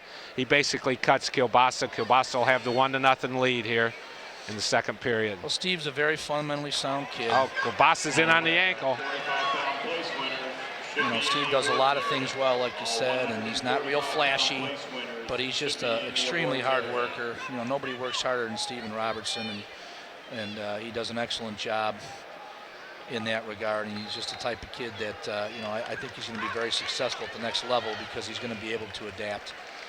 What is the biggest difference you found with all your kids from going to high school on and competing at college level? What's the biggest thing they have to adapt to, as you just said? Well, the first thing they have to adapt to is, you know, here they are wrestling in state championship matches, and they're under the lights, and they're ranked first or second in state, and they're the big heroes, and they're going to go into a college, especially if they go to a D1 room, they're going to go into a college room next year, and they're going to get their butt kicked around for a little bit in the room and also in competition. So, you know, being able to understand that and being able to handle that is something that, you know, some kids have a hard time adjusting to. And the level and the styles, obviously, you know, we were talking about that earlier today. I think that in the state of Illinois, you know, we're not known necessarily for our mat wrestling as some of the other states, Pennsylvania and Ohio, for example. And, you know, those kids are, you know, there's a shot on the edge. Some of those kids are known for that style of wrestling. I think that might, you know, translate to a little more success and ability to do that. Yeah, big points you mentioned. Some of these kids will lose more in their first 8 weeks in college than they lost in their whole high school career, and how quickly do they adjust to it? Absolutely. Here's a great Kielbasa's in on a scramble. Robertson scrambling with him, steps over, and there's the two. Just again, like we talked about, a lot of scrambling around, and Robertson just ended up on top. 23 seconds left He'll lead 2-1. The head referee there, Dan Fulcher. Dan breaks it for potentially dangerous. He's got Tim Dodge working with him out there. Big part here now. If Robertson can ride him the last 23 seconds, I noticed he cut him right away at the start of the period, so we'll see if he can get the 23 seconds. It's going to be tough. I know Joey Kilbasa is very good on the bottom, so this will be a tough situation here. Looked like he was trying to swivel the hips to an outside stand type of thing also. He's on his feet. Robertson hooks the leg here, and Matt returns him. Kilbasa rolls through, freezes him for not quite long enough. Here's that same situation we had earlier in the year, or in the night tonight, where we had a possibility of a locked hand situation. Yeah. Big scramble here. And that's going to end the period. Robertson will take a 2-1 lead in the third, and he's got his choice. Sure, he'll take the bottom. Yep. And now if you're this is very interesting for him, because I know that Steve has had a knee injury through this state series, and he's had a hard time putting pressure on that knee. And so this is going to be a very interesting situation. See if he's able to respond on the bottom here. And now Kilbasa, he's tough on top. Yeah, he locks up that power half real well. How long, if you're Kilbasa, you're going to ride him and try and turn him? At some point in time, you're going to maybe cut him to try to take him down, or you stay up on top and look for your power half? Well, I think you're going to have to, you're going to have to play that by ear. I mean, right now Steve's starting to build up in the bottom, but obviously Kilbasa has a very good chance to score on top, or thinks he does. He comes up versus the legs. That's going to be potentially dangerous there. Again, got a chance to watch Kilbasa wrestle in the Lincoln tournament. He put that power half on Max Schneider, and Max hasn't been the same since. And he just runs that so hard. So if he can get it in, we'll see what happens here. That's the second false start on Kilbasa, so this could be a point in the match here. Another false start will be a point, so he's got to be very smart here. Going to slow him down a little bit, if nothing else. Though Robertson just seemed to brace himself on the whistle, going to use more of a power stand to come. Kilbasa's got the leg in. There's the power half. Steve kind of made an error that a lot of wrestlers do, and that's one of the things about wrestling at bottom is you cannot get your arm extended. He stretched him out with that power half too. It's not a very good basic fundamental position by him, and now his hips are buried. Nope, we're at about a minute and 5 left. Going to warn the bottom man there. That's one of the reasons I think Kilbasa will stay on top here. Because he really hasn't taken him down in the 2 matches. He didn't take him down at Dvorak. I think he's going to, really count on that stalling call. He's got the leg. I can't get the leg in. Robertson won't spread it so that he can. Now he's got it slidden in. We're at 45 seconds. Scouting report will occur here too. Dan Fulcher is known as a pretty aggressive referee when it comes to stalling, so I'm sure that Justin Lair is thinking about that too. Now he's going to cut him. He gave him the cut. He doesn't think he can turn. He doesn't want to rely on the stall maybe. So now it's 3-1 in favor of Robertson with just under 40 seconds left. And look for a lot of action here in the last 30 seconds. I'm pretty confident that this match is not going to be able to end. Kilbasa with a nice slide by for the takedown. He ties it 3-3. We're under 30 seconds left. He's got a mat return him. He does. 24 seconds left. We're tied 3-3. And here's where, go ahead, Coach. Interesting situation here now with 24 seconds left. Kilbasa, as easily as he had that other takedown, he's got a decision to make here now. Looks like he's going to ride him. If he gets the leg in one more time, he can ride him out. Now he doesn't want to. Robertson probably doesn't want to come up off this because he's already been warned for stalling. He's got him stretched out. Looks like we're going to go to overtime. He's got those hips buried. Yep, now we'll be overtime. You're all hopefully familiar with overtime here in the state. We'll start on our feet. 1 minute left. First points would win, and I believe Robertson's been warned for stalling, so he's in on a beautiful shot. Got the leg lifted. Kilbasa tries to kick through, a scramble. Kilbasa kicks over. We'll just let you watch it. You can see it. It's a beautiful situation out there. Remember, Kilbasa's in the black singlet. Now, officiating is going to be very important. Yeah, when do you take the stalemate? There it is, potentially dangerous. Just a beautiful shot by Robertson, and just everything just went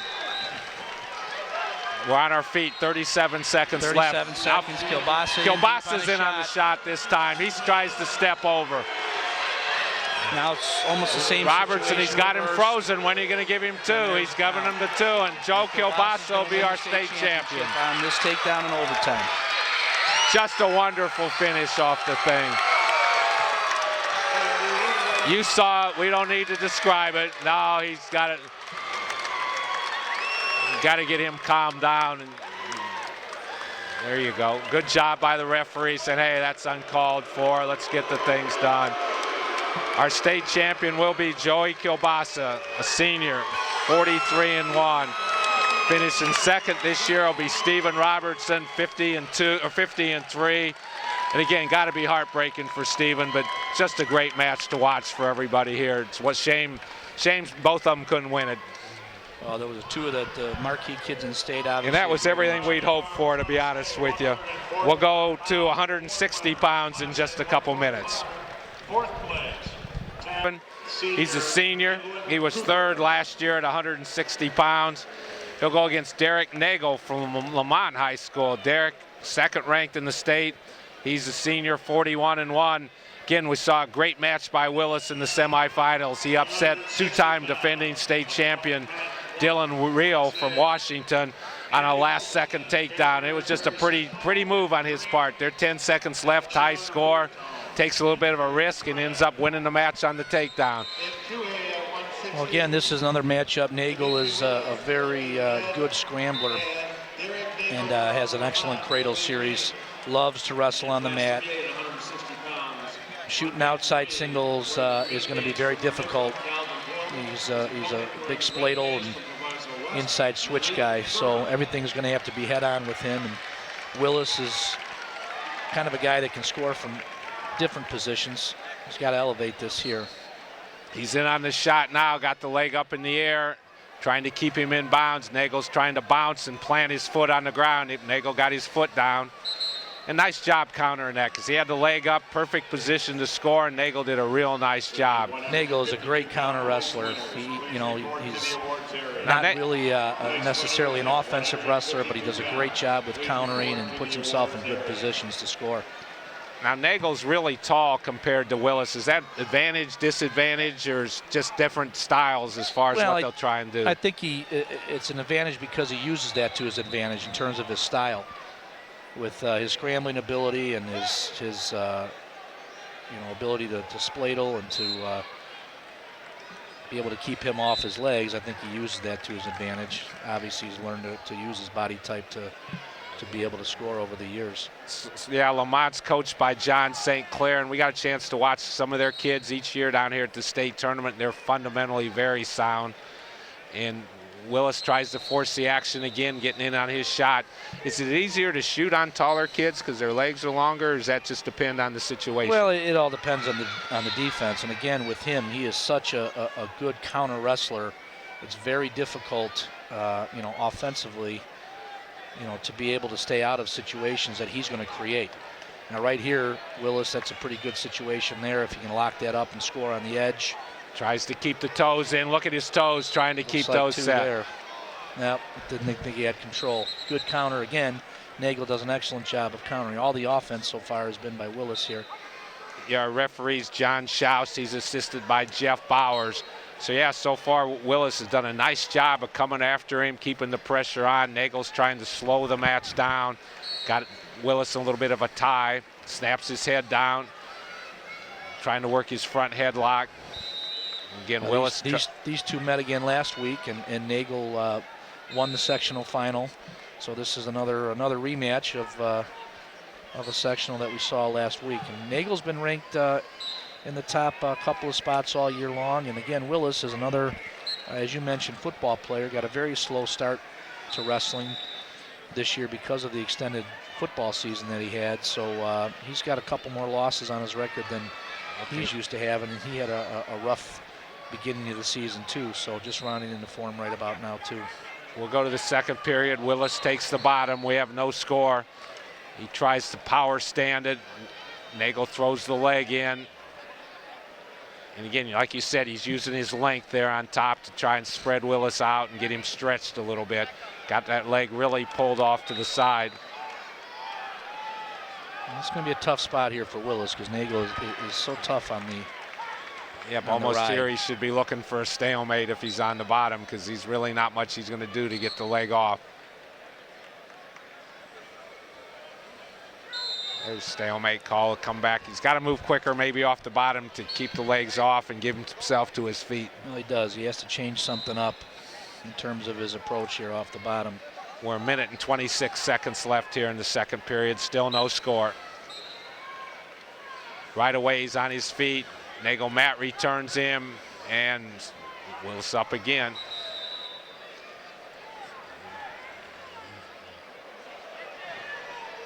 They go out of bounds. We're back to the center. Again, Nagel in the white singlet representing Lamont. Willis in the darker singlet. He's from Montini. And Willis, nice breakdown. Nagel, nice breakdown. Willis, nice job of keeping the legs off. Shin heist out. And we got our first point. Trying to run the front Willis headlock. likes that outside attack there, and it's something he thinks he can have some success with, I think. See, got the cradle locked up. Yeah, yes he does. He's got his cradle locked. That gives him 2. He'll lead 3-0. I don't think he's in real good position to turn him with it, but he can at least waste some time here. And we'll go out of bounds. 43 seconds left. Willis will be ahead 3-0 when they get back to the center. Big point here for Nagel to get. He needs to get something moving, get back in the match. Nagel definitely has to score this period, and Willis is an average rider, and obviously right there he's a switch step over. And it's a big mistake on Willis's part there. Luckily, fortunate for him, he only gave up the reversal because he was in trouble. That's one of those situations like you talked about earlier. Nagel did a nice job of using his length to score some points. Those long arms put him in position to score. So that's important that he rides him out. He trails 3-2, 20 seconds left in the second period. He's got Nagel has the hammer. He has choice in the third period, so obviously Willis needs this point now, or he's going to have to score a takedown if he's going to win. Nagel slides the leg in from the opposite side this time. He's got him flat under 15 seconds. Nagel's got him on that hip. He's close to getting a near fall here.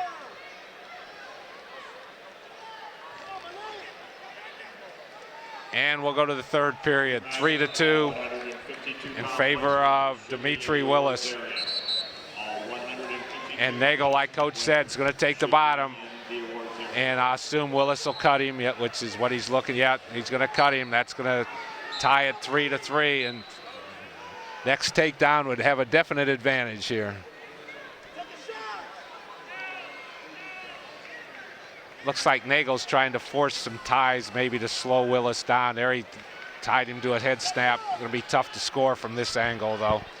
Well, he likes dealing that front headlock situation too. Trying to jerk him back in, and we go out of bounds, or call the stalemate, excuse me. We're still tied 3-3, 1:33 left.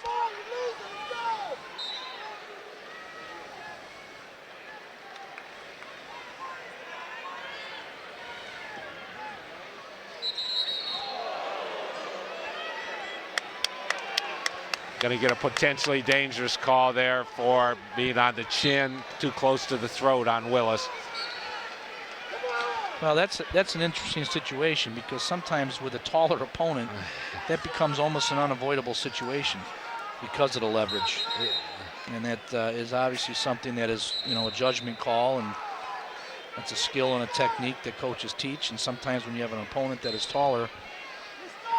Okay, if you're coaching these guys now, Coach, question's moot. I was going to ask, well, how quick do you go after your takedown here? But Willis went after it right away, got the takedown, now 1 minute left. Willis has a decision to make here, because I think he's going to cut him, because he doesn't want to risk getting buried on the bottom again and having to get back up. If he's going to lose this match, I think he's going to decide to lose it on his feet. Yep. He's not going to get taken down and buried. Well, like you've talked about, put yourself in your best position to win the match. So And again, he's a little too high there. I think Nagel did a good job timing him up. Very good job right there.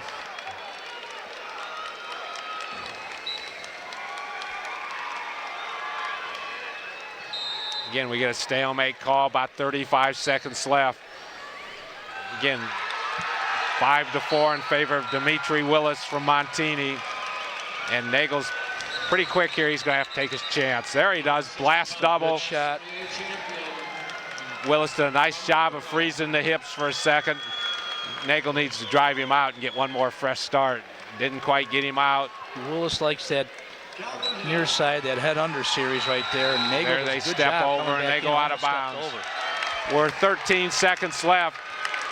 And again here, maybe you got time for one quick setup and then just take a shot. He got in on the blast double a little bit earlier. Well, Nagel's going to have to Whoa, get a fake they here. banged heads. Nagel went after him, looked like he was looking for a head snap, and Willis came up into the head and banged him, so we'll take some injury time. Well, there's 11 seconds left.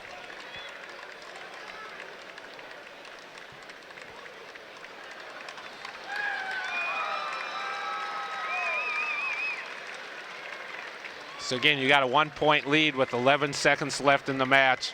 What are you telling your kid over here? Well, he hasn't been hit for stalling. The thing that he can't do is he can't react to a fake and then get reshot on.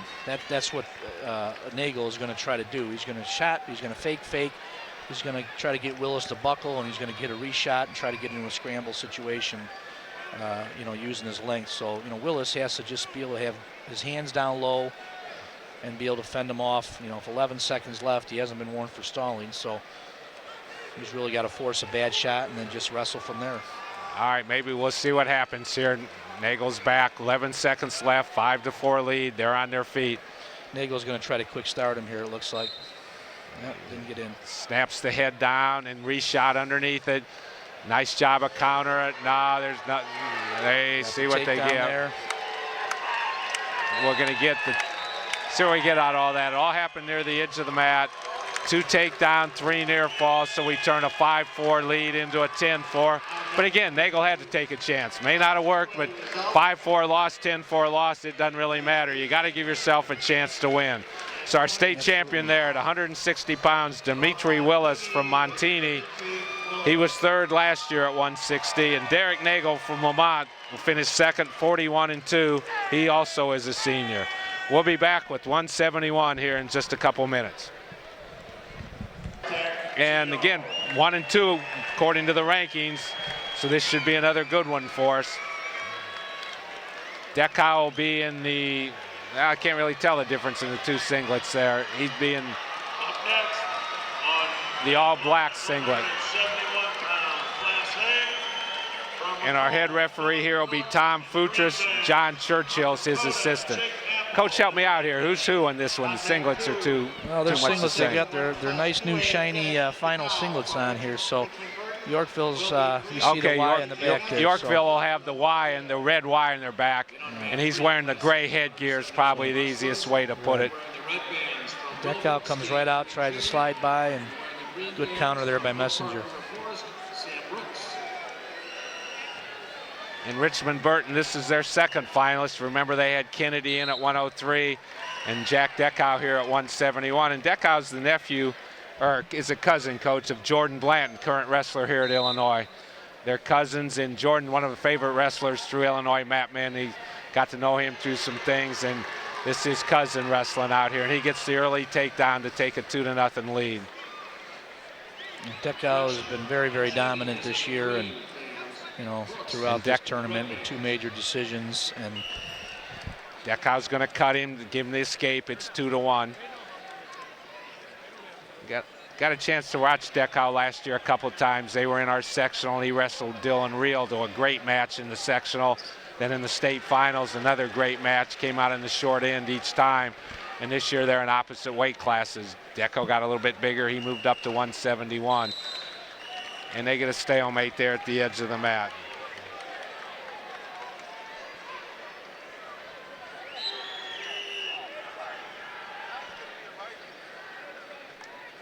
So again, a little bit different styles here than what we've seen in some of the other matches. Well, we're getting to some of the bigger boys too. But these guys are pretty active.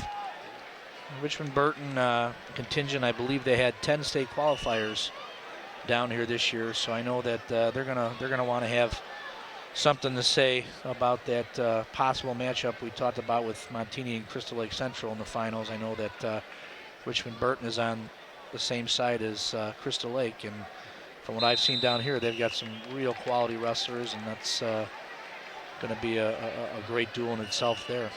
Yeah, they've had a good tournament down here so far, and as I said, they switched sectionals this year. They used to come over to where we were over in the Sterling, Rochelle area, so I didn't get a chance to see them, but they qualified all the kids, and they're in the team part of it.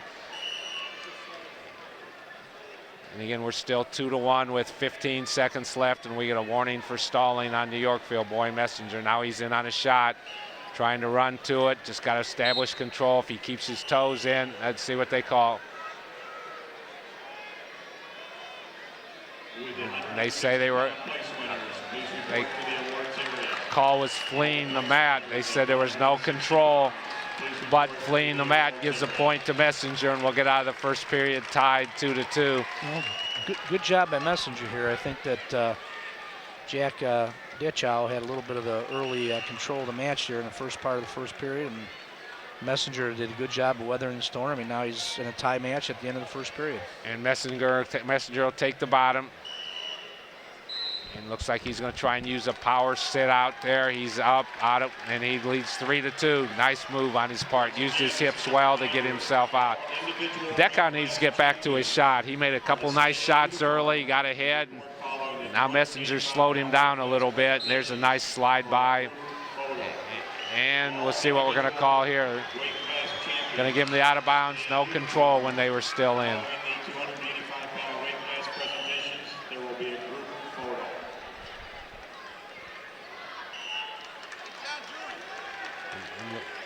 Deckau another shot, front headlock by Messenger, wrestling here at the edge. And not much action is going to take place. Good call, referee stalemates him to get them back to where they have a chance to do something.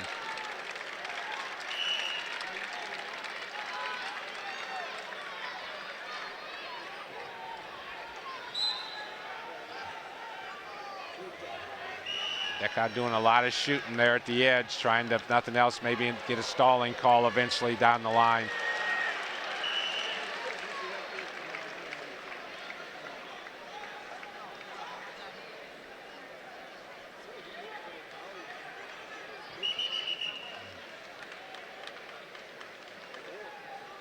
Messenger's done a good job to coach off this, basically changing the complexion of the match. Early on, Deckau was doing a lot of shooting, a lot of moving, and they've slowed it down now. We're 3-2, and Messenger's really controlled the tempo.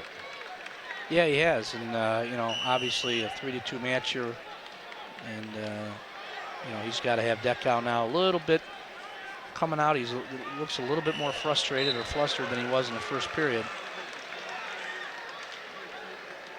So we're inside 40 seconds. Ooh, little duck under action. Nice slick there. Just got to make sure he finishes that inside. See if he keeps the toes in. Oh, see what they're going to call. There's been 3 or 4 borderline calls there as far as stuff that happens on the border, and that's always a tough call for a referee. The rule says what? Both toes have to stay in when there's control, and they've ruled that they didn't. And to me, Deckau's got to get more offensive. He was looking good earlier, doing some offensive stuff, and he just right now has kind of maybe lost his game plan a little bit. Well, I think Messenger did a great job. Like we said, he kind of, you know, met that initial burst and really came back well with that. And now he's got to find a way, though. That was an excellent scoring opportunity.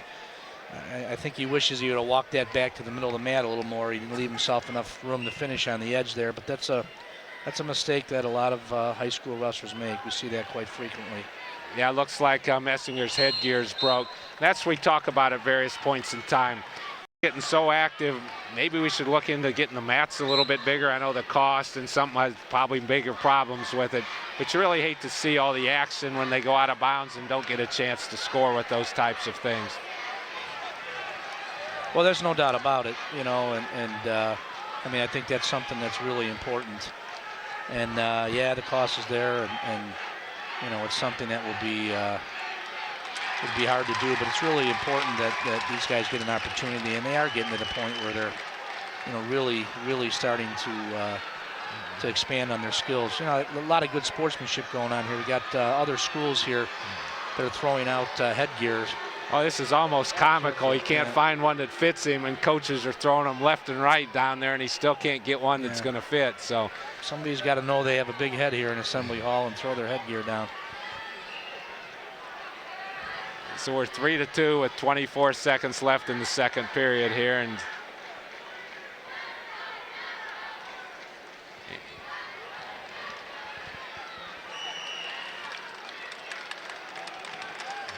now this is one of those times as a coach, you know, you talk about preparation and all that, and I know I've been in this position before. You know, you like to think that you're well planned and we've got extra headgear and ready to go, but the reality is you can't have an extra headgear for every guy in the team, and every guy's different. Their heads are all different, and it's just the way it is.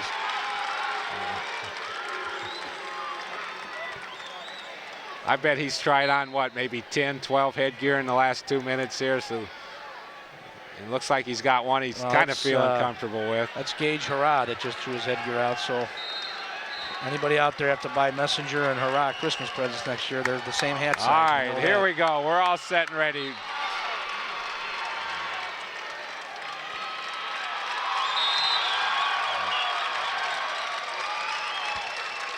And we're inside 15 seconds, still 3-2 in favor of Messenger. Well, let's see if that long delay helps Dekow. Obviously, he had the momentum early in the match, as we both saw, and just had a good, long, prolonged 2-minute rest there. Maybe that's got him back into a little bit here.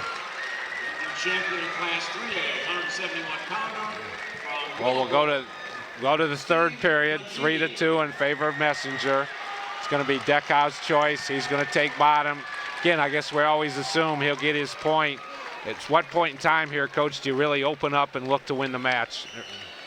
Well, you know, again, I think circumstances will dictate that. And, I mean, right here now, he does a great job of scoring off the whistle. He got the reversal instead. That puts him ahead 4-3.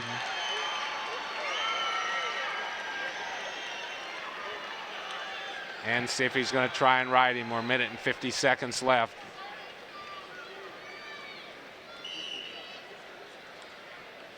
Not much movement on the start. Both of them just kind of playing a slow motion type of match. Power stand by Messenger. Good hand control. Excellent job. Dekow dropped down. And now he's out. Minute and 30 left. We're tied at 4.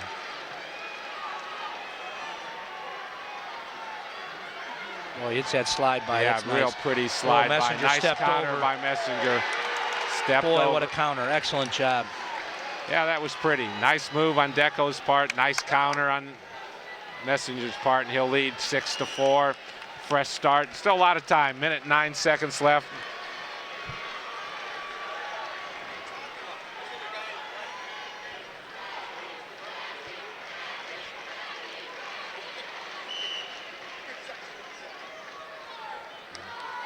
Dekow's got the hips up. Last time he hit him with a nice kind of switch to get on top. And I think he caught Messenger a little bit by surprise. So we're still minute and 3 seconds left.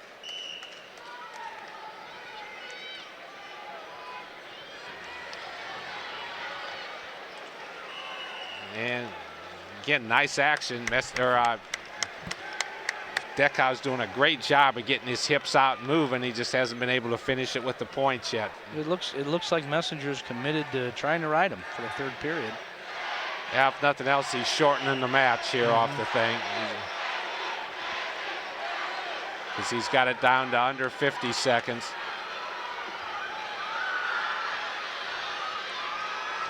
And there should be the one. Yep, 6-5 now, 42 seconds left. And Deco's got to get active real quick. He's got to start making something happen.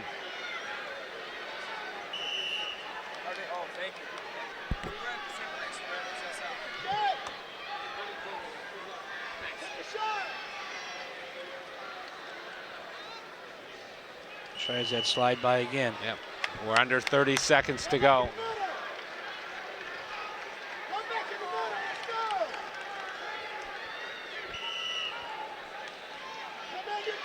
Well, this has definitely been one of the most, if not the most action-packed match we've seen all night. Both guys scoring. Yeah, it's one of those deals where they've been moving around and neither one's been able to finish a whole lot of various things. And Deco's got to take a chance now. We're inside 10 seconds, 9 seconds left. He'll get one more good hard shot at him.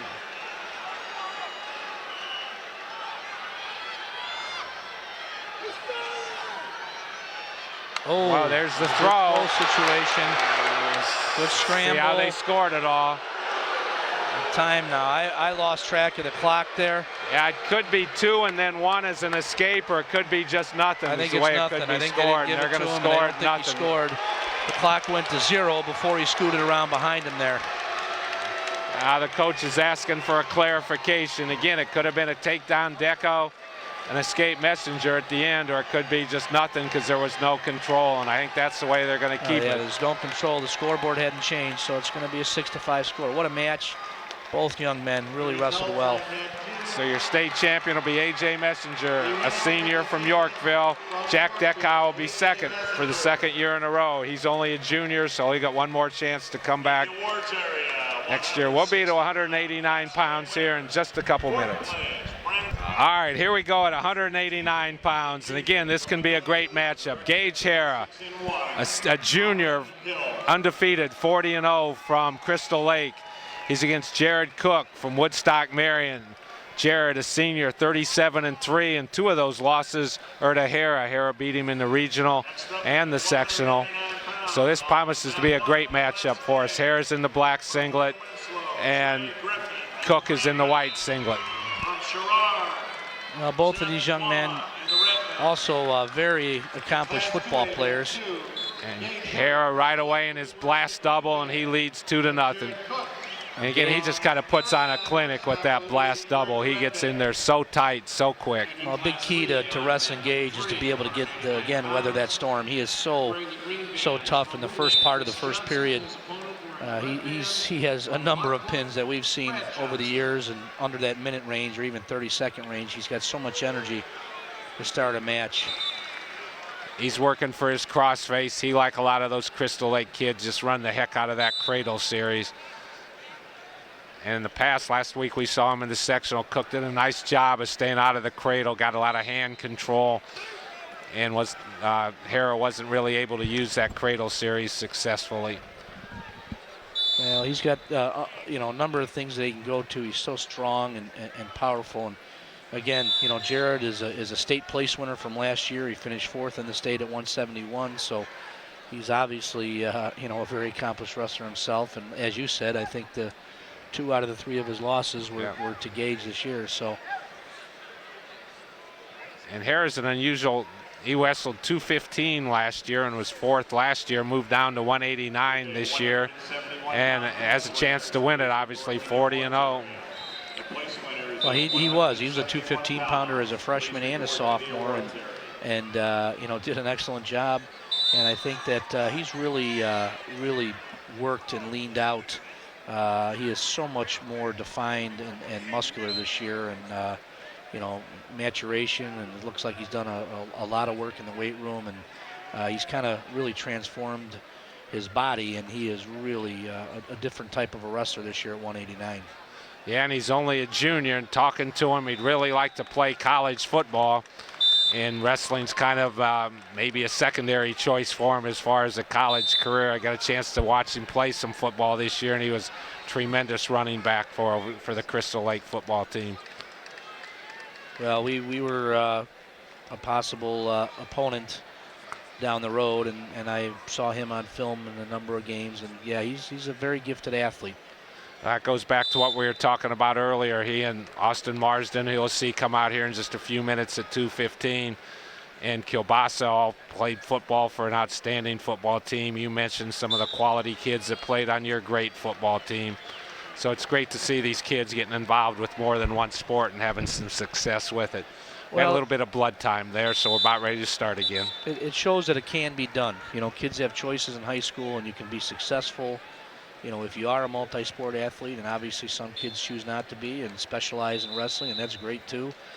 But it takes all kinds, and I think that's the message, is that you can be successful. And well, if your schools are there, if your school's anything like our school, there's only a certain number of athletes in there, and if you can get them to play a couple different sports, boy, that helps out your whole school as far as your different schools, sports, and so on. And you mentioned that Montini, you get a lot of them out for 2 and even 3 different sports, which is why you guys have that success that you have over there year in and year out.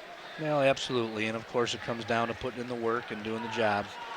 This is Jared Cook has done an excellent job. He's kind of weathered the storm here now into the second period. It's a 2-point differential. This is right where he wants to be in this match, I believe. Yep, and he does a nice job of coming to his feet. Real nice quick stand that he used to get up there to stay out of trouble.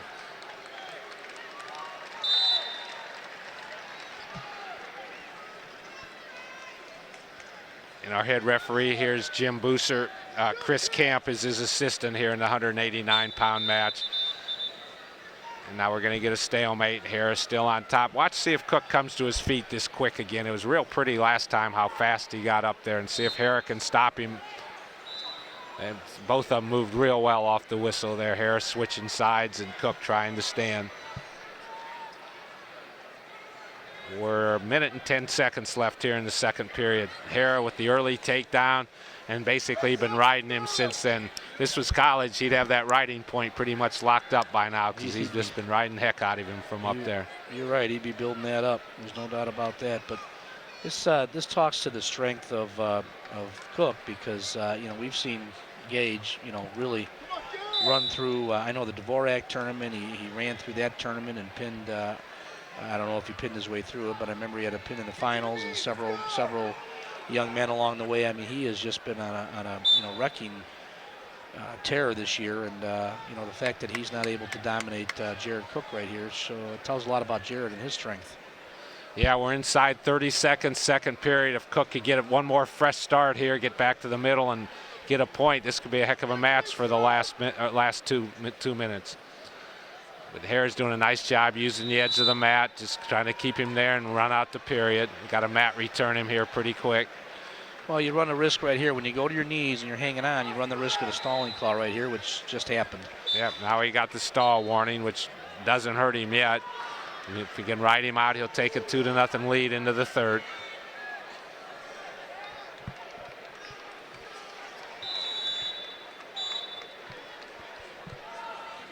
And a lot of action again, but Cook just couldn't get away, so he'll trail 2-0 in the third.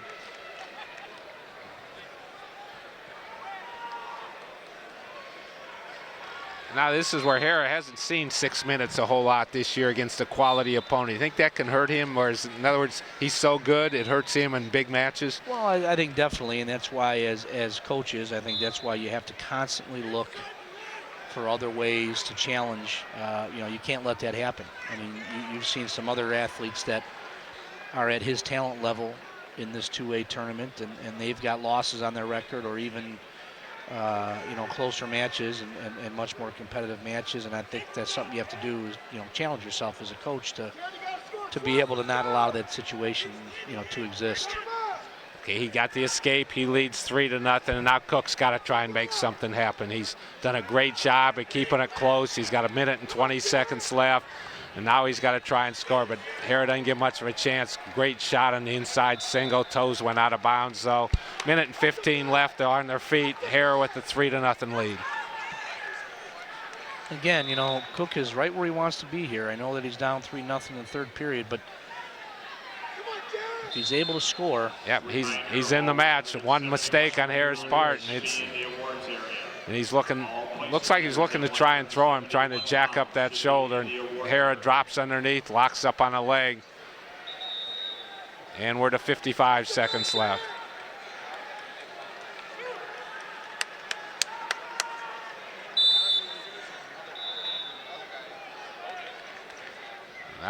Cook took a wild chance. It didn't work out for him. Hara with the takedown. He'll have a 5-0 lead with under 45 seconds left. And look for him just to ride him tough. He's good on top. Just work up there and keep the pressure on. And now he's got to really, Cook is really obviously at a disadvantage now. And all Gage needs to do is maintain good position. And he's going to earn his first state championship. Yeah, he's looking for his cross-face cradle, and Cook's having no part of it. He's countering it very well. Hara comes back with the cradle again.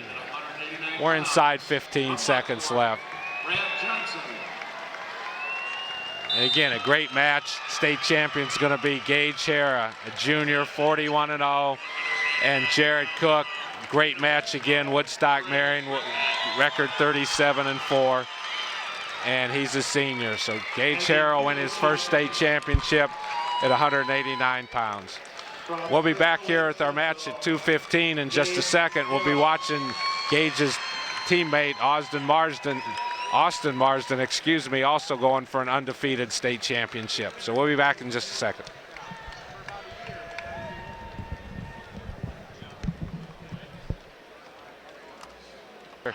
He was a champion last year at 189. He'll be going against Brian Kent. Brian, the senior, 35-1 from Wakanda. He's ranked second for us, so it should be another great matchup. Marsden, he'll be in the black singlet.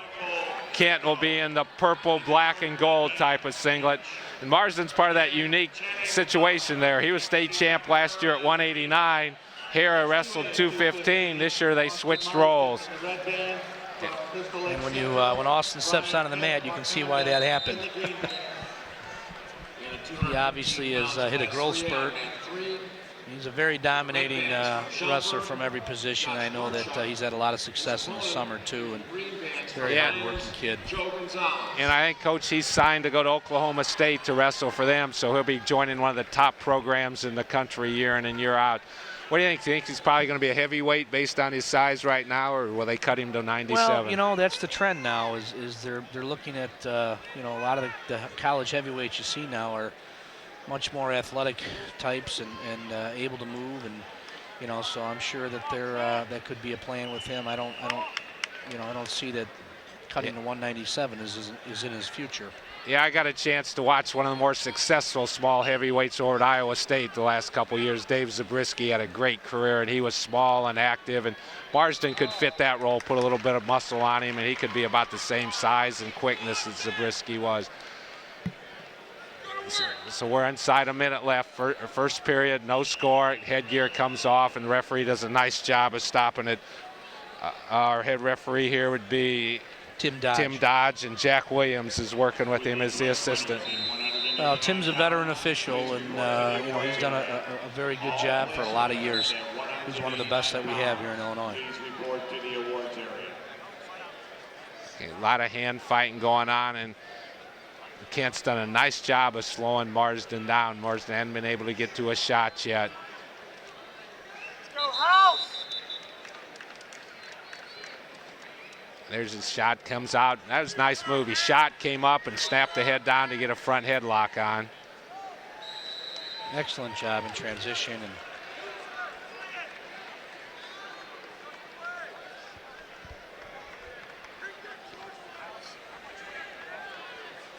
Marsden still working the front headlock inside 10 seconds.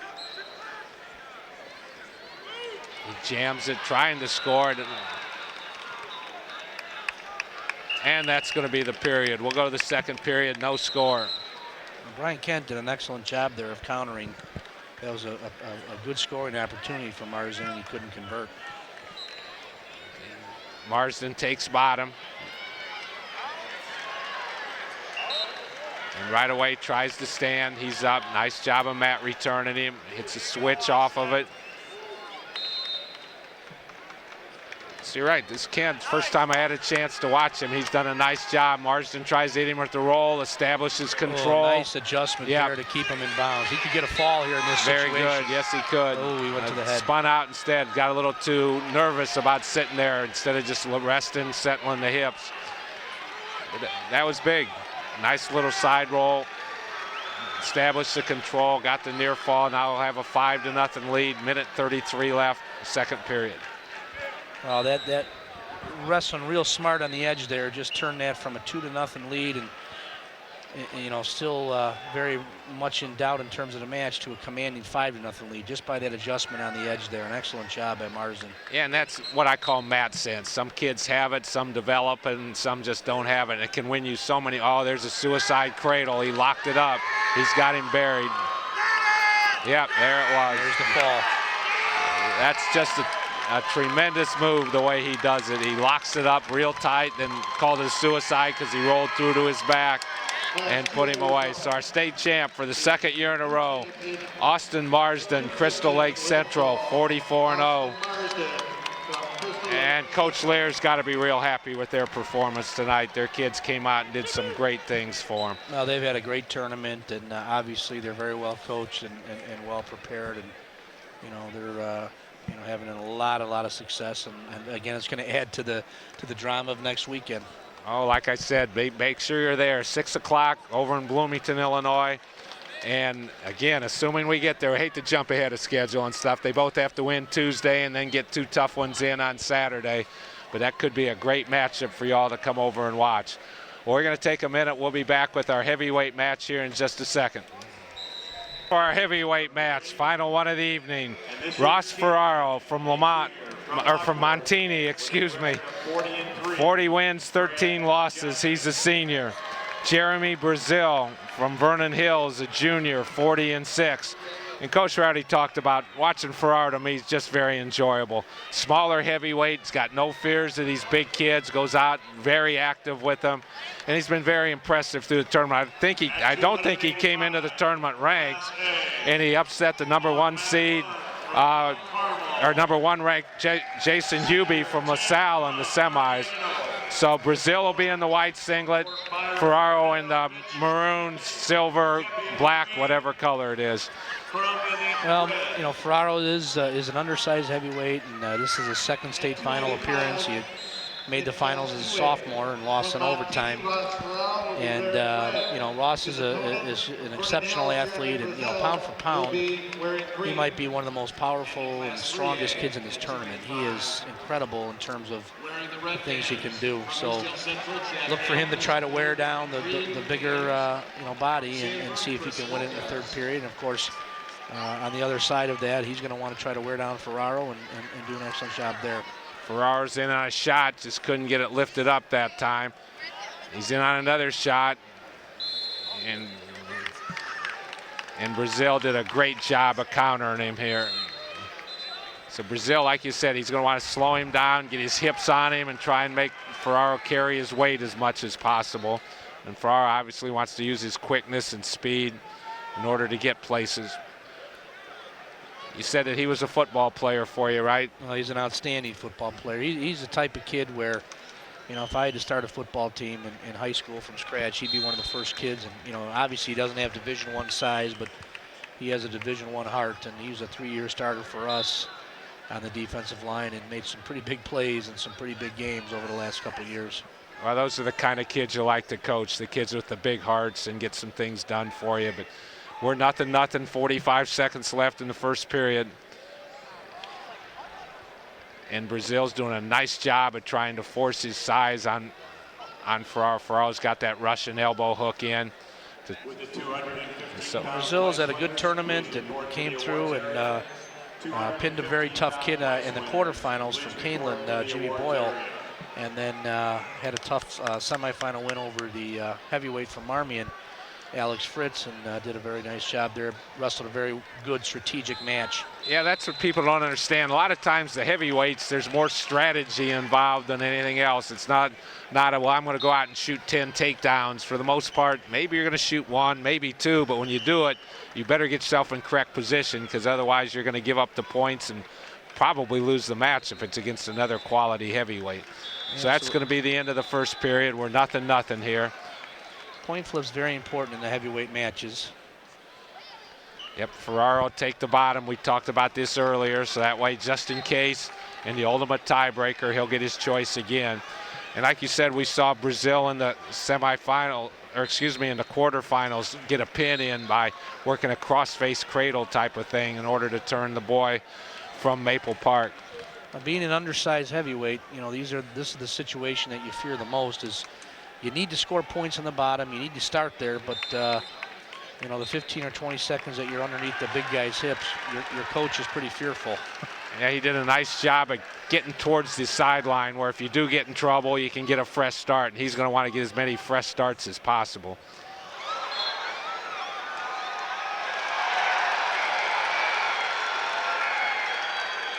He's on his feet. Brazil doing a nice job of trying to flatten him out. Brazil needs to maybe drive him. He's locked up. And a nice job of stay right and keep the leg up by the head. We're 1:25 left in the second period. Ferraro's looking to hook the leg to get the points. Yeah, he gets a reversal there. He's up 2-0. Our head referee here is Dave Matthews. John Schaus is his assistant in the final match of the night. And Ferraro did get a reversal. He leads 2-0. How hard is it for a small guy to try and ride a big person? Is there much you can do to help to ride him and turn him? Obviously, it's not like any other weight class where you could have such a distinct weight advantage. I mean, to me, you know, Jeremy looks like he goes every bit about 280, 285. He's good size. And, you know, I know personally Ross tips the scale at about 215 pounds. So, I mean, you have a big size discrepancy there. And you know, any type of a roll or situation where he can generate that weight and that inertia from the bottom is very dangerous. So you got to be real careful riding on top. In other words, stay off his waist and maybe work the lower part of the body a little bit. Well, what we used to work with Ross about as being an undersized kid is, you know, you're gonna take what they give you. Some heavyweights are you know, accustomed to being lazy and laying on their belly, and if you're gonna take 15, 20 seconds off the match by doing that, we'll lay on you. As soon as you start to build up and get active, well, then we're gonna have to go back to our feet and try to win the match there. So we're inside 20 seconds left, and Brazil doing a nice job of coming after him and trying to get so he can use his size to his advantage. It's a good flurry. Now, I've never seen Brazil wrestle until this weekend, but I know Ferraro has a nice foot sweep combination that he's used in the past, even against bigger guys. And he also has a nice outside single that a lot of times when those big guys get tired late in the match and they start to lean on you, it's a good setup. Well, we'll go to the third period. It's going to be 2-1 in favor of Ferraro, and Brazil will take his choice. We'll assume he'll take bottom. You mentioned Ferraro might only weigh about 215. Good question, I guess, from a neutral observer. Why doesn't he wrestle 215? Well, I think Ross is, you know, we made that decision with him a couple years ago. He's better suited to wrestle in the heavyweight position, in the heavyweight weight class. And also the way it's worked out is for our team the last couple years.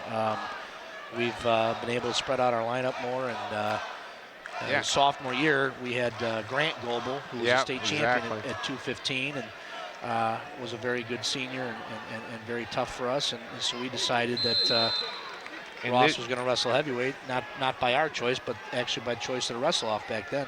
And this year you had an exceptional freshman come in and help you out a lot at 215. You got to be excited about his future up there. Right, and we just think that it's a good situation. I think that you know, you got to have that kind of motor. You got to have that type of attitude to wrestle at that weight, and Ross certainly has that. And, yeah, he has no fears of these kids. Him, yeah. I don't know why he's going belly here, actually. He still has the 2-1 lead. He's still in control in this He's situation. got to stretch him out here. He can't let, that's right where Jeremy wants to be, is get his chest crowd him. That's not a good position for Ross to be in there. Okay, now we'll be 2-2 on their feet, 1:20 seconds left. Jeremy's done an excellent job. He looks to be in pretty good condition here. Ferraro's got that Russian elbow hook on. 285-pound weight class presentation. It looks like they're both just, maybe, I hate to use the word rest, but they're not trying to do anything yet. Too early in the match. 1 minute left. 2-2 in our state championship match at heavyweight. Ross Ferraro from Montini, Jeremy Brazil from Vernon Hills. Ferraro in a blast double. There it is. Hips up. Oh, just very pretty. Takedown, 4-2 lead, 40 seconds left. Again, 215 pounds came right at him. Brazil tried to counter it, just didn't really have the balance. Now he's got to get his hips moving off the bottom. This is one of those situations. Ross is happy here just to hang on. In this situation right now. Matt returns him. We're inside 25 seconds. But I think right there you see a little. And he cuts him. 4-3 lead. And 14 seconds left. Brazil's got to go after him. Jeremy is going to want to get chest to chest with him right now and use his weight. He's going to try some type of body lock or foot sweep or something. He's got to get inside and penetrate. There hasn't been any.